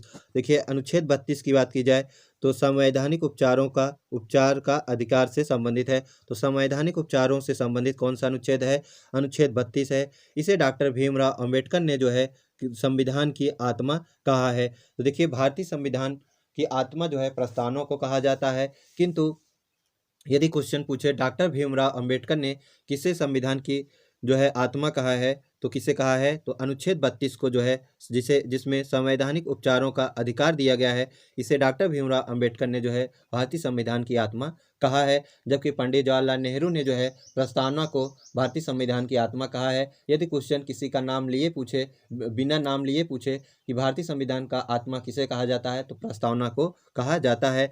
अनुच्छेद 32 के तहत ही जो है उच्चतम न्यायालय 5 प्रकार की रीट जो है जारी करता है। और कौन कौन से रीट है, तो बंदी प्रत्यक्षीकरण, परमादेश, प्रतिषेध लेख, उत्प्रेषण और अधिकार परीक्षा लेख, ये सभी 5 प्रकार के रीट जो है अनुच्छेद 32 के तहत उच्चतम न्यायालय जो है जारी करता है। जैसा कि आप लोग को पता होगा कि अनुच्छेद 32 के तहत उच्चतम न्यायालय और अनुच्छेद 226 के तहत जो है उच्च न्यायालय जो है रीट जारी करता है। अगला अनुच्छेद है अनुच्छेद 37। अनुच्छेद 37 में क्या दिया गया है कि राज्य के नीति निर्देशक तत्व न्यायालय द्वारा प्रवर्तनीय नहीं है, अर्थात राज्य के जो नीति निर्देशक तत्व हैं यह किसी भी न्यायालय में जो है न्यायालय द्वारा प्रवर्तनीय नहीं है, अर्थात जो इसमें अधिकार दिया गया है इस अधिकार के लिए आप लोग जो है न्यायालय में नहीं जा सकते हैं। अगला अनुच्छेद है अनुच्छेद 39 है। इसमें दिया गया है समान न्याय और निःशुल्क विधिक सहायता तथा सामान्य कार्य के लिए समान वेतन, अर्थात समान न्याय, निःशुल्क विधिक सहायता और सामान्य कार्य के लिए समान वेतन का उल्लेख अनुच्छेद 39A में दिया गया है। अगला अनुच्छेद है अनुच्छेद 40। अनुच्छेद 40 में किसका उल्लेख किया गया है? तो अनुच्छेद 40 का उल्लेख जो है, अनुच्छेद 40 में उल्लेख किया गया है ग्राम पंचायतों का गठन। तो ग्राम पंचायतों का गठन अनुच्छेद 40 में दिया गया है। अगला अनुच्छेद है अनुच्छेद 41। अनुच्छेद 41 में क्या दिया गया है? कुछ दशाओं में काम, शिक्षा और लोक सहायता पाने का अधिकार। देखिए अनुच्छेद 40 में दिया गया है ग्राम पंचायतों का गठन। अनुच्छेद 41 में दिया गया है कि कुछ दशाओं में काम, शिक्षा, लोक सहायता पाने का अधिकार। अनुच्छेद है अनुच्छेद 42। देखिए अनुच्छेद 42 में दिया गया है कि काम न्याय संगत और मनोचित दशाओं तथा प्रसूति की सहायता। तो देखिए अनुच्छेद 42 में क्या कहता है कि काम जो होना चाहिए वह न्याय का संगत होना चाहिए। मनोचित दशाओं का अर्थ है कि मन के अनुसार होना चाहिए। प्रसूति सहायता का अर्थ है कि प्रसूति के समय जो है कुछ सहायता पाने का अधिकार। तो यह सब अनुच्छेद 42 में दिया गया है। अगला अनुच्छेद है अनुच्छेद 43। तो अनुच्छेद 43 में दिया गया है कर्मकारों के लिए निर्वाह मजदूरी एवं कुटीर उद्योग को प्रोत्साहन। तो देखिए अनुच्छेद 41 में क्या दिया गया है कि काम पाने का अधिकार। 42 में दिया गया है काम जो होना चाहिए न्याय संगत होना चाहिए, मनोचित दशाओं का होना चाहिए। और अनुच्छेद 43 में दिया गया है कि कर्मकारों के लिए, अर्थात जो काम करने वाले हैं उनको निर्वाह मजदूरी का उपबंध जो है किया गया है। और कुटीर उद्योग का जो प्रोत्साहन है वह भी जो है सरकार करेगी। अगला अनुच्छेद है अनुच्छेद 44। देखिए अनुच्छेद 44 में क्या दिया गया है? नागरिकों के लिए एक समान सिविल संहिता। तो देखिए नागरिकों के लिए एक समान सिविल संहिता का उल्लेख अनुच्छेद जो है 44 में किया गया है। और अभी तक सिर्फ एक ही राज्य में समान सिविल संहिता कोड जो है लागू किया गया है। वह किस राज्य में है? तो गोवा में किया गया है। हाल ही में अभी जो है उत्तराखंड में यह विधेयक लाया गया है अभी, किंतु यह जो है पारित नहीं हुआ है। अगला है अनुच्छेद 47। देखिए अनुच्छेद 47 में क्या दिया गया है कि पोषाहार स्तर, जीवन स्तर को ऊंचा करने तथा लोक स्वास्थ्य सुधार करने का राज्य का कर्तव्य। तो देखिए पोषाहार स्तर, जीवन स्तर को ऊंचा करने तथा लोक स्वास्थ्य का सुधार करने का राज्य का कर्तव्य होगा। अगला अनुच्छेद है अनुच्छेद 48। इसमें क्या दिया गया है? कृषि एवं पशुपालन का गठन। तो देखिए अनुच्छेद 47 में दिया गया है पोषा स्तर, जीवन स्तर को ऊंचा करने तथा लोक स्वास्थ्य का सुधार करने का राज्य का कर्तव्य होगा। यह अनुच्छेद 47 में दिया गया है। आप लोग देखेंगे कि जैसे अभी हाल ही में चिरंजीवी जो योजना है जिसमें 5 लाख रुपए तक जो है छूट दी गई है, राजस्थान की योजना है। जैसे आप लोग देखेंगे उत्तर प्रदेश में जो है अभी हाल ही में जो है जब सपा सरकार थी तो एक योजना लाई थी कि जो 100 नंबर है, एक इस पे आप कॉल करके जो है 102 पे जो है कॉल करके आप एम्बुलेंस की सुविधा दी गई थी। ये सब सुविधा जो है अनुच्छेद 47 के ही तहत जो है सरकारें करती हैं। अगला है अनुच्छेद 48 से। 48 से में क्या दिया गया है? पर्यावरण का संरक्षण और संवर्धन। तो देखिए पर्यावरण का संरक्षण और संवर्धन और वन्य जीवों की रक्षा करने का जो है राज्य प्रयास करेगी।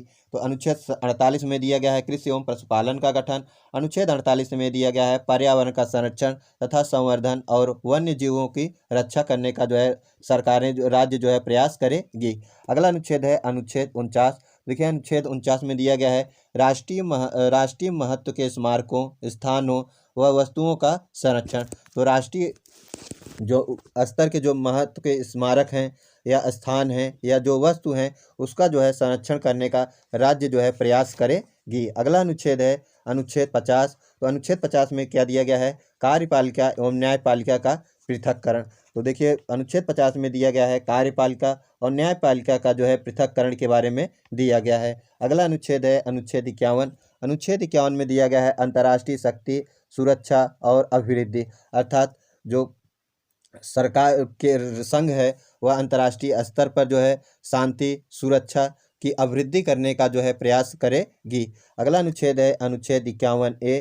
अनुच्छेद 51A मौलिक कर्तव्य के बारे में उल्लेख किया गया है। और यदि बात की जाए इसको जो है कब जोड़ा गया, इसे जो है 42वें संविधान संशोधन अधिनियम 1976 के द्वारा जो है जोड़ा गया। और जब यह जोड़ा गया तो 10 मौलिक कर्तव्यों को जो है जोड़ा गया था किंतु 11वां मौलिक कर्तव्य 86वें संविधान संशोधन अधिनियम 2002 के द्वारा जो है जोड़ा गया। और यह मौलिक कर्तव्य का उद्देश्य जो है किस देश से लिया गया है, तो यह जो है रूस के संविधान से लिया गया है। और यह जो है किसकी सिफारिश पे किया गया था, तो सरदार स्वर्ण सिंह की समिति की सिफारिश पे जो है यह किया गया था। अगला अनुच्छेद है अनुच्छेद 52। तो अनुच्छेद 52 में क्या दिया गया है कि भारत का एक राष्ट्रपति होगा। तो अनुच्छेद 52 में दिया गया है कि भारत का एक राष्ट्रपति होगा। अनुच्छेद 53 क्या कहता है कि अनुच्छेद 53 कहता है संघ की कार्यपालिका शक्ति जो है वह राष्ट्रपति में जो है निहित होगी। तो देखिए अनुच्छेद 52 में दिया गया है कि भारत का एक राष्ट्रपति होगा। अनुच्छेद 53 कहता है कि संघ की जो कार्यपालिका शक्ति है वह किस में निहित होगी, तो राष्ट्रपति में जो है निहित होगी। अगला अनुच्छेद है अनुच्छेद 54।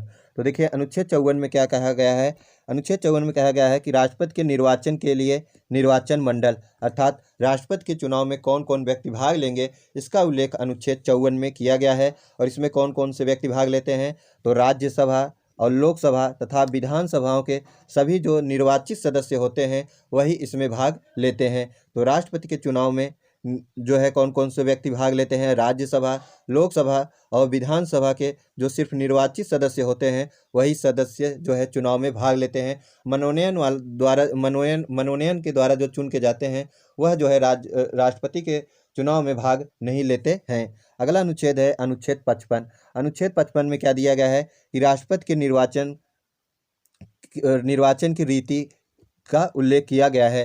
तो अर्थात अनुच्छेद 55 में दिया गया है कि राष्ट्रपति के निर्वाचन की रीति किस प्रकार से होगी अर्थात निर्वाचन की विधि क्या होगी, इसका उल्लेख अनुच्छेद 55 में दिया गया है। और इसमें दिया गया है राष्ट्रपति का निर्वाचन जो है समानुपातिक प्रतिनिधित्व प्रणाली एकल संक्रमणी पद्धति के अनुसार जो है किया जाएगा। अगला अनुच्छेद है अनुच्छेद 56। अनुच्छेद 56 में क्या दिया गया है कि राष्ट्रपति का कार्यकाल अर्थात राष्ट्रपति का कार्यकाल कितना होगा, इसका उल्लेख अनुच्छेद 55 में दिया गया है। और राष्ट्रपति का जो कार्यकाल होता है वह कितना होता है, तो 5 वर्ष का जो है राष्ट्रपति के कार्यकाल का उल्लेख किया गया है। अगला अनुच्छेद है अनुच्छेद 57।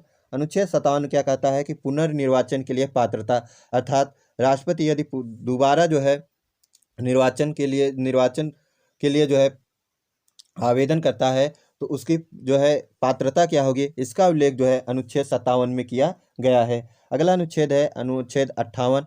अनुच्छेद 58 में दिया गया है कि राष्ट्रपति निर्वाचन होने की अहर्ताएं अर्थात राष्ट्रपति बनने के लिए क्या क्या अहर्ताएं होनी चाहिए, इसका उल्लेख जो है अनुच्छेद 58 में दिया गया है। अगला अनुच्छेद है यदि बात की जाए राष्ट्रपति निर्वाचन होने का अहर्ताएं क्या होना चाहिए, तो वह भारत का नागरिक होना चाहिए और वह जो है उसकी जो आयु है वह कितनी होनी चाहिए, तो कम से कम जो है 35 वर्ष होनी चाहिए। और भी दिए हैं लेकिन ये 2 महत्वपूर्ण है। अगला अनुच्छेद है अनुच्छेद 60। अनुच्छेद 60 में क्या दिया गया है, राष्ट्रपति द्वारा शपथ और प्रतिज्ञान। हमने आपको जब अनुच्छेद 3 हमने जब आपको अनुसूची 3 पढ़ाया था तो उसमें आपको बताया था कि जो विभिन्न पदाधिकारी होते हैं उनके शपथ का प्रावधान अनुसूची 3 में दिया गया है, किंतु राष्ट्रपति और उपराष्ट्रपति और राज्यपाल के शपथ और प्रतिज्ञान का प्रावधान जो है अनुच्छेदों में दिया गया है।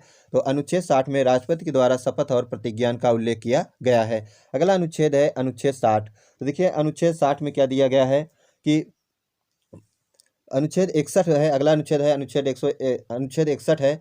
इसमें दिया गया है राष्ट्रपति पर महाभियोग। तो राष्ट्रपति पर महाभियोग का जो प्रक्रिया है यह किस में दिया गया है, तो अनुच्छेद 61 में दिया गया है। राष्ट्रपति पर महाभियोग की प्रक्रिया की जो शुरुआत है वह लोकसभा और राज्यसभा किसी भी सदन में लाया जा सकता है। अगला अनुच्छेद है अनुच्छेद 63 और इसमें क्या दिया गया है कि भारत का एक उप राष्ट्रपति होगा। तो अनुच्छेद 63 में दिया गया है कि भारत का एक उपराष्ट्रपति होगा, इसका उल्लेख जो है अनुच्छेद 63 में किया गया है। अगला अनुच्छेद है अनुच्छेद 64। अनुच्छेद 64 कहता है कि उपराष्ट्रपति राज्यसभा का पदेन सभापति होगा। तो उपराष्ट्रपति जो होगा वह राज्यसभा का पदेन सभापति होगा। आप लोग को पता होगा कि उपराष्ट्रपति को जो वेतन मिलता है वह उपराष्ट्रपति के पद के लिए नहीं मिलता है, वह राज्यसभा के पदेन सभापति के रूप में जो है दिया जाता है। वर्तमान समय में यदि बात की जाए कि उपराष्ट्रपति कौन है, तो धनखड़ जो है वो उपराष्ट्रपति हैं, जबकि राष्ट्रपति द्रौपदी मुर्मू जी हैं। अगला है अनुच्छेद 69। अनुच्छेद 69 में क्या दिया गया है, जो उपराष्ट्रपति हैं वो कौन है, जगदीप धनखड़ हैं, जबकि राष्ट्रपति जो है द्रौपदी मुर्मू जी हैं। अगला अनुच्छेद है अनुच्छेद 69। इसमें क्या दिया गया है कि उपराष्ट्रपति द्वारा शपथ और प्रतिज्ञान और शपथ का प्रारूप। तो देखिए अनुच्छेद जो है 60 में राष्ट्रपति के शपथ का प्रावधान दिया गया है, अनुच्छेद 69 में उपराष्ट्रपति द्वारा शपथ या प्रतिज्ञान या शपथ का जो है प्रारूप दिया गया है। अगला अनुच्छेद है अनुच्छेद 72। इसमें क्या दिया गया है, राष्ट्रपति को क्षमा दान आदि के कुछ मामलों में जो है दंडादेश के निलंबन परिहार लघुकरण की शक्ति का प्रावधान किया गया है। अर्थात राष्ट्रपति को जो क्षमा दान की शक्ति दी गई है वह अनुच्छेद 72 में दिया गया है, जिसके तहत राष्ट्रपति किसी के मृत्युदंड को समाप्त कर सकता है या किसी के जो दंड है उसको कम कर सकता है। अगला अनुच्छेद है अनुच्छेद 74। देखिए अनुच्छेद 74 में क्या दिया गया है कि राष्ट्रपति की सलाह देने के लिए एक मंत्रिपरिषद होगी, जिसका मुखिया जो है प्रधानमंत्री होगा। तो अनुच्छेद 74 में दिया गया है कि राष्ट्रपति को सलाह देने के लिए एक मंत्रिपरिषद होगी, जिसका जो मुखिया होगा वह कौन होगा, तो प्रधानमंत्री होगा। अगला अनुच्छेद है अनुच्छेद 75।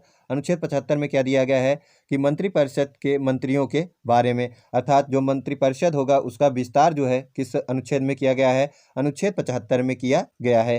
अगला अनुच्छेद है अनुच्छेद 76। अनुच्छेद 76 में दिया गया है भारत का एक महान्यायवादी होगा।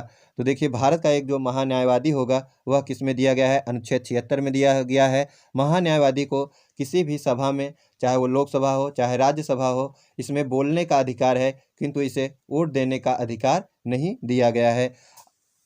अगला अनुच्छेद है अनुच्छेद 78। अनुच्छेद 78 में दिया गया है राष्ट्रपति को जानकारी देने के संबंध में प्रधानमंत्री के कर्तव्य, अर्थात राष्ट्रपति को जो है जानकारी देने के संबंध में प्रधानमंत्री का कर्तव्य होगा, यह अनुच्छेद 78 में उल्लेखित किया गया है। अगला अनुच्छेद है अनुच्छेद 79। अनुच्छेद 79 में क्या दिया गया है, संसद का गठन। तो अनुच्छेद 79 में दिया गया है संसद का गठन। यदि बात की जाए संसद का गठन किस प्रकार से किया जाता है, तो संसद है इसमें लोकसभा राज्यसभा और राष्ट्रपति से मिलकर जो है संसद का निर्माण किया जाता है। अगला अनुच्छेद है अनुच्छेद 80। अनुच्छेद 80 में दिया गया है राज्यसभा की संरचना, अर्थात राज्यसभा का संरचना के बारे में जो उल्लेख किया गया है अनुच्छेद 80 में दिया गया है। यदि बात की जाए राज्यसभा को जो है उच्च सदन के नाम से भी जाना जाता है और इसे अस्थाई सदन के नाम से भी जाना जाता है। यदि बात की जाए वर्तमान समय में इसमें अधिकतम कितने सदस्य हो सकते हैं, तो अधिकतम 250 सदस्य हो सकते हैं, किंतु वर्तमान में जो सदस्यों की संख्या है वह 245 दी गई है। अगला अनुच्छेद है अनुच्छेद 81। अनुच्छेद 81 में दिया गया है लोकसभा की संरचना, अर्थात लोकसभा का जो उल्लेख है अनुच्छेद 81 में किया गया है। यदि इसको बात की जाए और किस नाम से जाना जाता है, तो इसे निम्न सदन के नाम से भी जाना जाता है या इसे अस्थाई सदन के नाम से भी जाना जाता है। इसमें वर्तमान समय में जो सदस्यों की संख्या है वह है 543 और इसमें जो अधिकतम सदस्य हो सकते हैं वह 550 हो सकते हैं। इसमें जो है इसके पहले जो है इसमें जो है 552 होते थे, जो दो आंग्ल इंडियंस के मनोनयन किए जाते थे। इसे 104वें संविधान संशोधन द्वारा समाप्त करके अब जो अधिकतम सदस्य हो सकते हैं वह 550 हो सकते हैं। अगला अनुच्छेद है अनुच्छेद 85। तो देखिए अनुच्छेद 85 में दिया गया है कि राष्ट्रपति को संसद के सत्र अवसान और विघटन की शक्ति, अर्थात राष्ट्रपति जो है सत्र के सत्र अवसान कर सकता है और विघटन करने की शक्ति जो है अनुच्छेद 85 में दिया गया है। अगला अनुच्छेद है अनुच्छेद 100। तो देखिए 100 जो है एकदम आसान है कि लोकसभा में किसी बिल पर मत बराबर होने पर लोकसभा के सदस्य को निर्णायक वोट देने का अधिकार। 100 अर्थात यदि दोनों बराबर हैं तो वोट देने का अधिकार किसे है, लोकसभा के अध्यक्ष को जो है निर्णायक वोट देने का अधिकार है। उसके पहले जो है लोकसभा के जो अध्यक्ष होते हैं वो अपना वोट नहीं देते हैं, किंतु यदि वोट बराबर है किसी बिल को लेके तब अपना निर्णायक वोट दे सकते हैं। अगला अनुच्छेद है अनुच्छेद 108। तो अनुच्छेद 108 में दिया गया है राष्ट्रपति को कुछ दशाओं में दोनों सदनों की संयुक्त बैठकें बुलाने का अधिकार। तो देखिए राष्ट्रपति जो है कुछ दशाओं में, अर्थात जो साधारण बिल होता है उस पर यदि बहस जो है छिड़ी है तो दोनों सदनों की संयुक्त अधिवेशन बुला के जो है उस बात को गठित कर सकता है, समझौता करा सकता है। और इसकी जो अध्यक्षता करता है वह कौन करता है, तो लोकसभा का अध्यक्ष करता है, लेकिन बुलाता कौन है? तो राष्ट्रपति बुलाता है। और कैसे बिल पे? तो जो साधारण बिल होते हैं उसी पे बुलाता है। अगला अनुच्छेद है अनुच्छेद 110। अनुच्छेद 110 में दिया है धन विधेयक की परिभाषा। तो देखिए धन विधेयक की जो परिभाषा है इसका उल्लेख अनुच्छेद 110 में दिया गया है। अगला अनुच्छेद है अनुच्छेद 111। अनुच्छेद 111 में दिया गया है विधेयकों पर राष्ट्रपति की अनुमति, अर्थात जो विधेयक होगा उस पर राष्ट्रपति की जो अनुमति है वह जो है दी जाएगी, तभी वह विधेयक जो है पूर्णतः मान्य होगी। यह अनुच्छेद जो है 111 में दिया गया है। अगला अनुच्छेद है 112। इसमें दिया गया है वार्षिक वित्तीय विवरण का उल्लेख किया गया है। वार्षिक वित्तीय विवरण, जिसे हम लोग आम बोलचाल की भाषा में जो है बजट कहते हैं, उसका उल्लेख जो है अनुच्छेद 112 में किया गया है। यदि क्वेश्चन पूछे कि बजट का उल्लेख भारतीय संविधान के किस अनुच्छेद में किया गया है, यदि विकल्प में दिया रहे इनमें से कोई नहीं, तो आप लोग इनमें से कोई नहीं लगाएंगे। यदि इनमें से कोई नहीं दिया है तब अनुच्छेद 112 को जो है आप लोग सही टिक लगा के आएंगे। अगला अनुच्छेद है अनुच्छेद 114। इसमें किसका उल्लेख किया गया है? तो अनुच्छेद 114 में विनियोग विधेयक के बारे में उल्लेख किया गया है। अगला अनुच्छेद है अनुच्छेद 115। अनुच्छेद 115 में उल्लेख किया गया है अनुपूरक, अतिरिक्त या अधिक अनुदान के बारे में जो है उल्लेख किया गया है। उसके पश्चात है अनुच्छेद 116। अनुच्छेद 116 में दिया गया है लेखा अनुदान, प्रत्यानुदान और अपवानुदान का उल्लेख जो है किया गया है। अगला अनुच्छेद है अनुच्छेद 117। अनुच्छेद 117 के बारे में दिया गया है वित्तीय विधेयकों के बारे में विशेष उपबंध। तो वित्तीय विधेयकों के बारे में जो विशेष उपबंध है इसका उल्लेख अनुच्छेद 117 में किया गया है। अगला अनुच्छेद है 123। यह जो है अति महत्वपूर्ण है। अनुच्छेद 123 में दिया गया है संसद के विश्रांति काल में अध्यादेश प्रभावित करने का राष्ट्रपति को शक्ति, अर्थात यदि जो सत्र है लोकसभा और राज्यसभा जो सभा है इसका जो है सत्र नहीं चल रहा है, तो जो है यदि कोई आवश्यकता पड़ती है तो संसद के विश्रांति काल में जो है राष्ट्रपति जो है अध्यादेश प्रख्यापित करके जो है वह बिल को जो है लागू कर सकता है। और यह तब तक लागू रहेगा जब तक कि दोनों सदनों की कार्यवाही मतलब जो है कार्य बैठक नहीं होती है तब तक। और यह कौन करता है? तो राष्ट्रपति के द्वारा जो है यह किया जाता है। अगला अनुच्छेद है अनुच्छेद 124। अनुच्छेद 124 में दिया गया है उच्चतम न्यायालय की स्थापना और गठन का प्रावधान किया गया है। तो अनुच्छेद 124 में जो है उच्चतम न्यायालय की स्थापना और गठन का जो है प्रावधान किया गया है। अगला अनुच्छेद है वह कौन सा अनुच्छेद है? तो अनुच्छेद है 127। इसमें क्या दिया गया है? तदर्थ न्यायमूर्तियों की नियुक्ति का प्रावधान किया गया है। तो अनुच्छेद 127 में जो है तदर्थ न्यायमूर्तियों की नियुक्ति का जो है प्रावधान किया गया है। अगला अनुच्छेद है अनुच्छेद 131। इसमें दिया गया है उच्चतम न्यायालय की आरंभिक अधिकारिता। तो देखिए अनुच्छेद 131 में दिया गया है उच्चतम न्यायालय की आरंभिक अधिकारिता के बारे में जो है दिया गया है। एक और अनुच्छेद है अनुच्छेद 137। 143 से पहले एक महत्वपूर्ण अनुच्छेद है, वह है अनुच्छेद 137। इसमें क्या दिया गया है कि निर्णय या आदेशों का जो है उच्चतम न्यायालय द्वारा पुनर्विलोकन, अर्थात उच्चतम न्यायालय के द्वारा जो है उच्चतम न्यायालय पुनर्विलोकन की जो शक्ति है यह अनुच्छेद 137 में दिया गया है। अगला अनुच्छेद है 143। अनुच्छेद 143 में दिया गया है उच्चतम न्यायालय से परामर्श करने की राष्ट्रपति को शक्ति का प्रावधान किया गया है, अर्थात अनुच्छेद 143 में यह उपबंध किया गया है कि राष्ट्रपति जो है उच्चतम न्यायालय से परामर्श ले सकता है, विचार विमर्श कर सकता है, किंतु उसे मानने के लिए जो है राष्ट्रपति बाध्य नहीं है। अगला अनुच्छेद है अनुच्छेद 148। अनुच्छेद 148 में क्या दिया गया है कि भारत का एक नियंत्रक महालेखक परीक्षक होगा। तो भारत का एक नियंत्रक महालेखक परीक्षक होगा। इसका उल्लेख अनुच्छेद 148 में दिया गया है। तो यदि आप लोग को पता हो कि भारत का वर्तमान में नियंत्रक महालेखक परीक्षक कौन है तो कमेंट बॉक्स में अवश्य बताइए। अगला अनुच्छेद है अनुच्छेद 153। अनुच्छेद 153 में क्या दिया गया है कि राज्यों के लिए एक राज्यपाल होगा। जिस प्रकार से अनुच्छेद 52 में दिया गया है कि भारत का एक राष्ट्रपति होगा, उसी प्रकार से दिया गया है कि राज्यों के लिए एक राज्यपाल होगा। यह अनुच्छेद 153 में दिया गया है। अगला अनुच्छेद है अनुच्छेद 154। अनुच्छेद 154 में क्या दिया गया है कि राज्य की कार्यपालिका शक्ति राज्यपाल में निहित होगी। तो देखिए आप लोग राज्यपाल और उपराष्ट्रपति को मिला के पढ़ेंगे तो आप लोग को कन्फ्यूजन दूर हो जाएगा। देखिए अनुच्छेद 154 में दिया गया है राज्य की कार्यपालिका शक्ति राज्यपाल में निहित होगी। हमने आपको बताया था जब राष्ट्रपति को बता रहे थे, तो उसमें दिया था अनुच्छेद 53 में कि संघ की कार्यपालिका शक्ति जो है राज्यपाल में निहित होगी। अगला अनुच्छेद है अनुच्छेद 159। तो देखिए हमने आपको अनुच्छेद 60 में बताया था कि राज्यपाल जो राष्ट्रपति है उसके शपथ और प्रतिज्ञान का जो वर्णन है अनुच्छेद 60 में दिया गया है। ठीक उसी प्रकार से अनुच्छेद 159 में राज्यपाल द्वारा शपथ या प्रतिज्ञान का प्रावधान किया गया है। हम इसलिए आपको दोनों जोड़ के बता रहे हैं क्योंकि देखिए जो संघ होता है अर्थात जो केंद्र स्तर पे जो प्रमुख व्यक्ति होते हैं वो कौन होते हैं, तो राष्ट्रपति होते हैं, और राज्य स्तर पे जो प्रमुख व्यक्ति होते हैं वो कौन होते हैं, राज्यपाल होते हैं। अगला अनुच्छेद है अनुच्छेद 161। तो देखिए हमने अनुच्छेद 72 में बताया था कि राष्ट्रपति को क्षमादान की शक्ति है, उसी प्रकार से राज्यपाल को जो क्षमादान की शक्ति प्रदान की गई है वह अनुच्छेद 161 में दी गई है। किंतु राष्ट्रपति को जो है सभी प्रकार के दंडों को जो है क्षमादान की शक्ति दी गई है, किंतु राज्यपाल को जो है मृत्युदंड तथा मार्शल कोर्ट के द्वारा दिए गए निर्णय को छोड़ के जो है क्षमादान की शक्ति दी गई है। अगला अनुच्छेद है अनुच्छेद 162। तो अनुच्छेद 162 में क्या दिया गया है कि राज्य की कार्यपालिका शक्ति का विस्तार।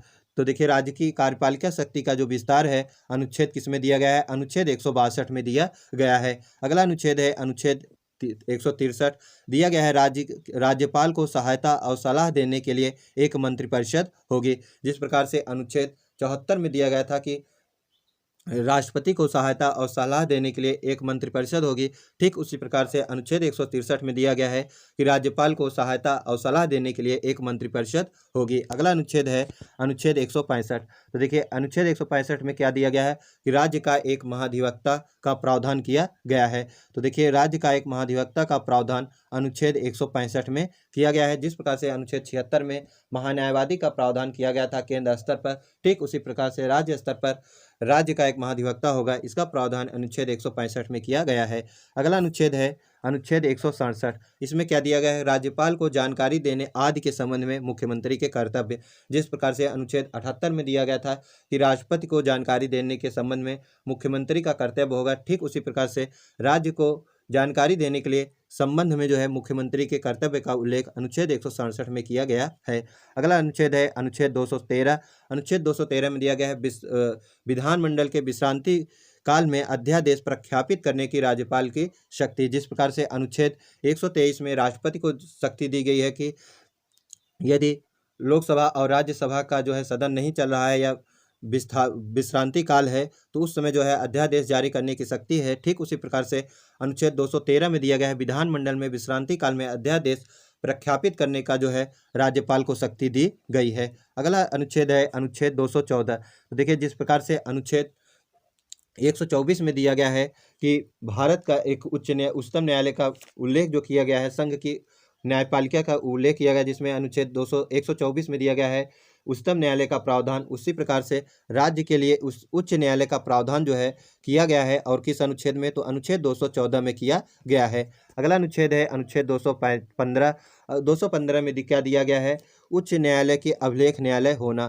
तो उच्च न्यायालय का अभिलेख न्यायालय होना किस अनुच्छेद में दिया गया है, तो अनुच्छेद जो है 215 में दिया गया है। अगला अनुच्छेद है अनुच्छेद 216। तो 216 में दिया गया है उच्चतम न्यायालय का गठन का प्रावधान। अगला अनुच्छेद है अनुच्छेद 239। इसमें क्या दिया गया है, 239 है। 239 में दिया गया है संघ राज्य क्षेत्रों का प्रशासन का उल्लेख किया गया है। तो संघ राज्य क्षेत्रों के प्रशासन का जो उल्लेख है अनुच्छेद 239 में किया गया है।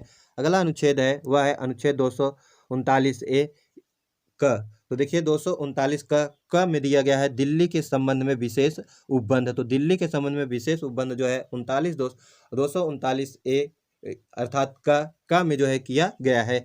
अगला अनुच्छेद है अनुच्छेद 249।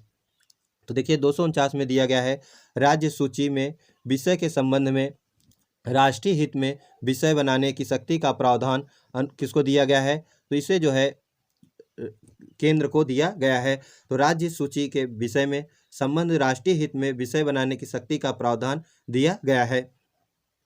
अगला है अनुच्छेद 250। तो देखिए 250 में क्या दिया गया है कि यदि आपात को उद्घोषणा प्रवर्तन में हो तो राज्य सूची के विषय में संबंध विधि बनाने का संसद की शक्ति।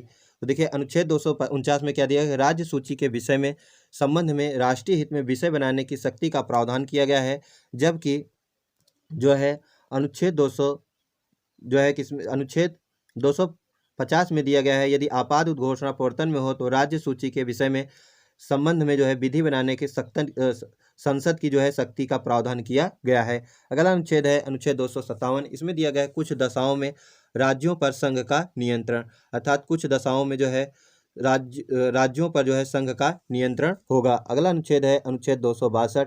इसमें दिया गया है अंतर्राज्यिक नदियों या नदी दूनों के जल संबंधी विवादों का जो है न्यायिक निर्णय का उल्लेख किया गया है। अगला अनुच्छेद है अनुच्छेद 263। इसमें क्या दिया गया है, अंतर्राज्यीय परिषद के संबंध में उपबंध किया गया है। तो अंतर्राज्यीय परिषद के संबंध में उपबंध अनुच्छेद 263 में किया गया है। अगला अनुच्छेद है 267। यह अभी हाल ही में सीजीएल में पूछा गया था कि भारत की संचित निधि का उल्लेख किस अनुच्छेद में किया गया है। तो इसका जो आंसर होगा वह कौन सा होगा, अनुच्छेद 267। तो 267 में भारत की संचित निधि का उल्लेख किया गया है। अगला अनुच्छेद है 268। तो इसमें क्या दिया गया है, संसद विधि द्वारा एक आकस्मिक निधि स्थापित कर सकती है। तो संसद जो है विधि द्वारा एक आकस्मिक निधि स्थापित कर सकती है, इसका उल्लेख अनुच्छेद 268 में किया गया है। अगला अनुच्छेद है अनुच्छेद 279A। इसमें क्या दिया गया है कि माल और सेवा कर परिषद, अर्थात माल और सेवा कर परिषद का जो उल्लेख है यह किस अनुच्छेद में किया गया है, तो अनुच्छेद 279A में किया गया है। और इसे जो है 101वां संविधान संशोधन अधिनियम 2016 द्वारा जो है अंतः स्थापित करने का प्रावधान किया गया, अर्थात 279A जो है 101वें संविधान संशोधन अधिनियम 2016 में जो है स्थापित किया गया। अगला अनुच्छेद है 280। इसमें जो है वित्त आयोग के गठन के बारे में प्रावधान किया गया है। तो वित्त आयोग का गठन किस अनुच्छेद में किया गया है, तो अनुच्छेद 280 में किया गया है। अगला अनुच्छेद है अनुच्छेद 312। इसमें किसका उल्लेख किया गया है, तो अखिल भारतीय सेवाओं का उल्लेख किया गया है। राज्यसभा जो है विशेष बहुमत द्वारा नई अखिल भारतीय सेवाओं की स्थापना या अनुशंसा जो है कर सकती है, इसका उल्लेख 312 में किया गया है। अगला अनुच्छेद है अनुच्छेद 315। इसमें क्या दिया गया है कि संघ और राज्यों के लिए एक लोक सेवा आयोग की स्थापना की जाएगी। तो संघ और लोक सेवा आयोग के लिए जो है एक लोक सेवा आयोग की स्थापना की जाएगी, इसका उल्लेख जो है अनुच्छेद 315 में किया गया है। अगला अनुच्छेद है अनुच्छेद 324। इसमें क्या दिया गया है कि चुनाव के अधीक्षण, निदेशन और नियंत्रण का निर्वाचन आयोग में निहित होगी। तो निर्वाचन संबंधित जो प्रावधान है वह अनुच्छेद 324 में किया गया है। अगला अनुच्छेद है अनुच्छेद 326। इसमें दिया गया है लोकसभा तथा विधानसभाओं में चुनाव वयस्क मताधिकार के आधार पर किया जाएगा। तो लोकसभा और विधानसभाओं का जो चुनाव है यह किस आधार पर किया जाएगा, यह जो है वयस्क मताधिकारों के आधार पर किया जाएगा, इसका उल्लेख जो है अनुच्छेद 326 में किया गया है। अगला अनुच्छेद है 330। अनुच्छेद 330 में क्या दिया गया है, इसमें विशेष जाति के बारे में दिया गया है कि लोकसभा में अनुसूचित जातियों तथा अनुसूचित जनजातियों के लिए आरक्षण का प्रावधान किया गया है। तो देखिए अनुसूचित जातियों तथा जनजातियों के लिए जो आरक्षण का प्रावधान है यह किस अनुच्छेद में किया गया है, तो अनुच्छेद 330 में किया गया है। हाल ही में 104वें संविधान संशोधन के द्वारा लोकसभा और विधानसभाओं में अनुसूचित जाति तथा जनजातियों के लिए जो है 10 वर्ष के लिए जो है यह प्रावधान, आरक्षण का प्रावधान जो है 10 वर्ष के लिए बढ़ा दिया गया है।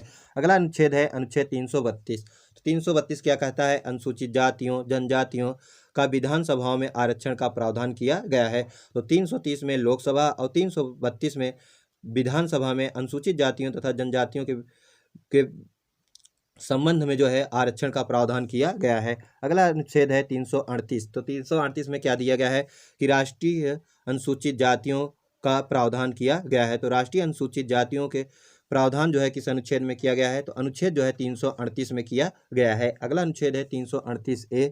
इसमें दिया गया है राष्ट्रीय अनुसूचित जनजाति आयोग का प्रावधान के बारे में दिया गया है। तो देखिए राष्ट्रीय अनुसूचित जाति आयोग 338, अनुच्छेद 338A राष्ट्रीय अनुसूचित जनजाति आयोग के बारे में दिया गया है। अगला अनुच्छेद है अनुच्छेद 340।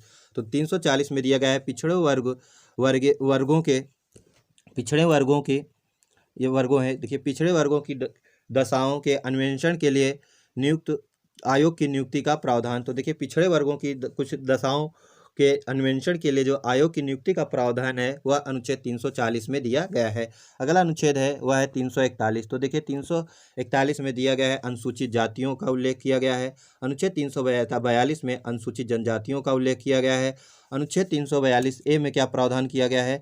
इसमें प्रावधान किया गया है सामाजिक और शैक्षणिक वर्ग के संबंध में जो है दिया गया है। तो सामाजिक और शैक्षिक पिछड़ा वर्ग के बारे में जो उल्लेख किया गया है अनुच्छेद 342 ए में किया गया है और इसे जो है 102वां संविधान संशोधन अधिनियम 2018 द्वारा जो है प्रतिस्थापित जो है किया गया है, अर्थात स्थापित किया गया है। अगला अनुच्छेद है अनुच्छेद 343।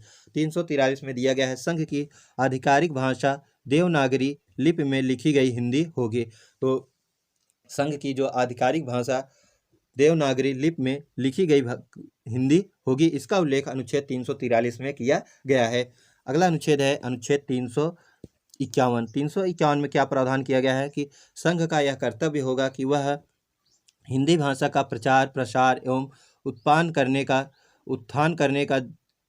का जो है प्रावधान किया गया है और वह भारत को मिश्रित संस्कृति के सभी अंगों के लिए अभिव्यक्ति के माध्यम बने। यह सब प्रावधान जो है अनुच्छेद 351 में किया गया है कि संघ का यह कर्तव्य है कि वह हिंदी भाषा का प्रचार प्रसार उत्थान करे, जिससे कि भारत की जो मिश्रित संस्कृति के सभी अंगों के लिए अभिव्यक्ति का माध्यम बने। 352 में दिया गया है कि राष्ट्रपति द्वारा आपात की स्थिति की घोषणा, अर्थात राष्ट्रपति द्वारा जो है आपात की उद्घोषणा का जो है प्रावधान अनुच्छेद 352 में दिया गया है। तो यदि क्वेश्चन पूछे कि आपात की उद्घोषणा का प्रावधान किस अनुच्छेद में दिया गया है, तो अनुच्छेद 352 में दिया गया है। और आपात की उद्घोषणा किसके द्वारा की जाती है? तो राष्ट्रपति के द्वारा जो है की जाती है। और वह कब करेगा? जब वह यह समझेगा कि भारत या उसके किसी भाग की सुरक्षा युद्ध या वाह्य आक्रमण या सैन्य विद्रोह के फलस्वरूप खतरे में है तो करेगा। इसके पहले 1978 से पहले जो है इसमें दिया गया था कि भारत में जो है आंतरिक अशांति के आधार पर भी जो है राष्ट्रपति जो है आपातकाल की घोषणा कर सकता है, किंतु इसे 1978 में 44वें संविधान संशोधन द्वारा यह कर दिया गया कि यदि भारत के किसी भाग की सुरक्षा युद्ध वाह्य आक्रमण या सैन्य विद्रोह के फलस्वरूप ही जो है यह आपात की घोषणा की जा सकती है। अगला अनुच्छेद है अनुच्छेद 356। 356 में दिया गया है कि राज्यों में संवैधानिक तंत्र के विफल हो जाने की दशा में राष्ट्रपति शासन का उल्लेख किया गया है। तो राज्य में जो है संवैधानिक तंत्र यदि विफल हो जाता है तो ऐसी दशा में जो है राष्ट्रपति शासन वहाँ पे लगाया जा सकता है और यह किसके द्वारा किया जाएगा? तो यह भी जो है राष्ट्रपति के द्वारा किया जाएगा। अगला अनुच्छेद है अनुच्छेद 360। इसमें जो है वित्तीय आपात के बारे में उपबंध किया गया है। तो देखिए वित्तीय आपात के बारे में उपबंध जो है किस अनुच्छेद में किया गया है? तो अनुच्छेद 360 में किया गया है। अभी तक भारत में एक बार भी जो है वित्तीय आपात का प्रावधान नहीं किया गया है। और यदि बात की जाए कि किस राज्य में सबसे पहले राष्ट्रपति शासन लगाया गया था, तो पंजाब में जो है सबसे पहले जो है राष्ट्रपति शासन लगाया गया था। यदि क्वेश्चन पूछे कि सबसे पहले भारत में जो है राष्ट्रीय आपात कब लगाया गया था, तो 1965 ईस्वी में लगाया गया था। अभी तक भारत में 3 बार जो है राष्ट्रीय आपात की घोषणा की जा चुकी है और जो लास्ट बार लगाया गया था वह इंदिरा गांधी के द्वारा जो है लगाया गया था, जो कि 21 महीने जो है चला था। अगला अनुच्छेद है अनुच्छेद 368। तो अनुच्छेद 368 है संविधान का संशोधन करने को संसद की शक्ति और प्रक्रिया। तो संविधान संशोधन करने को जो है संसद की जो शक्ति है यह प्रक्रिया जो है किस अनुच्छेद में दिया गया है? तो अनुच्छेद 368 में दिया गया है। तो ये रहे प्रमुख अनुच्छेद। अब हम लोग पढ़ेंगे प्रमुख संविधान संशोधन। तो आइए हम लोग जो है प्रमुख संविधान संशोधन के बारे में देखते हैं। तो सबसे पहला है पहला संविधान संशोधन। देखिए पहला संविधान संशोधन किससे संबंधित है? इसमें जो है भूमि सुधारों से संबंधित किया गया था और इसी के द्वारा जो है 9वीं अनुसूची जोड़ी गई थी। तो भूमि विधियों को संवैधानिक संरक्षण प्रदान करने के उद्देश्य से इस संशोधन द्वारा संविधान के अंतर्गत 9वीं अनुसूची को जो है जोड़ा गया था और इसमें यह उल्लिखित किया गया कि कानूनों की सर्वोच्च न्यायालय के न्यायिक पुनर्लोकन की शक्ति के अंतर्गत परीक्षा नहीं की जा सकती है। संशोधन है वह है 7वां संविधान संशोधन। 7वां संविधान संशोधन कब आया? तो यह जो है 1955 में लाया गया और इसमें यह प्रावधान किया गया कि जो राज्य पुनर्गठन अधिनियम 1955 है, इसी को जो है कार्यान्वित करने के लिए जो है यह 7वां संविधान लाया गया था और इसके तहत यह प्रावधान किया गया कि भारत में जो है कुल कितने राज्य, तो 14 राज्य और 6 संघ शासित प्रदेशों का उल्लेख किया गया था। अगला संविधान संशोधन है वह है 10वां संविधान संशोधन। 10वें संविधान संशोधन द्वारा जो है दादर नगर और हवेली को, दादर नगर एवं नगर हवेली को जो है भारत में शामिल करके जो है उन्हें केंद्र शासित प्रदेश के रूप में जो है दर्जा दिया गया। तो 10वां संविधान संशोधन 1961 में आता है। इसके तहत दादर और नगर हवेली को जो है भारत में शामिल कर उन्हें केंद्र शासित प्रदेश का जो है दर्जा दिया गया। अगला जो संविधान संशोधन है वह है 12वां संविधान संशोधन। 12वां संविधान संशोधन कब लाया गया? इसे जो है 1962 ईस्वी में लाया गया और इसके द्वारा जो है संविधान की प्रथम अनुसूची में संशोधन करके गोवा, दमन एवं दीव को जो है केंद्र शासित प्रदेश के रूप में जो है शामिल किया गया। तो देखिए गोवा को जो है 1962 में शामिल करके जो है किस में शामिल किया गया? केंद्र शासित प्रदेश के रूप में जो है शामिल किया गया। और किस संविधान संशोधन द्वारा? तो 12वें संविधान संशोधन 1962 के द्वारा। अगला संविधान संशोधन है वह है 14वां संविधान संशोधन।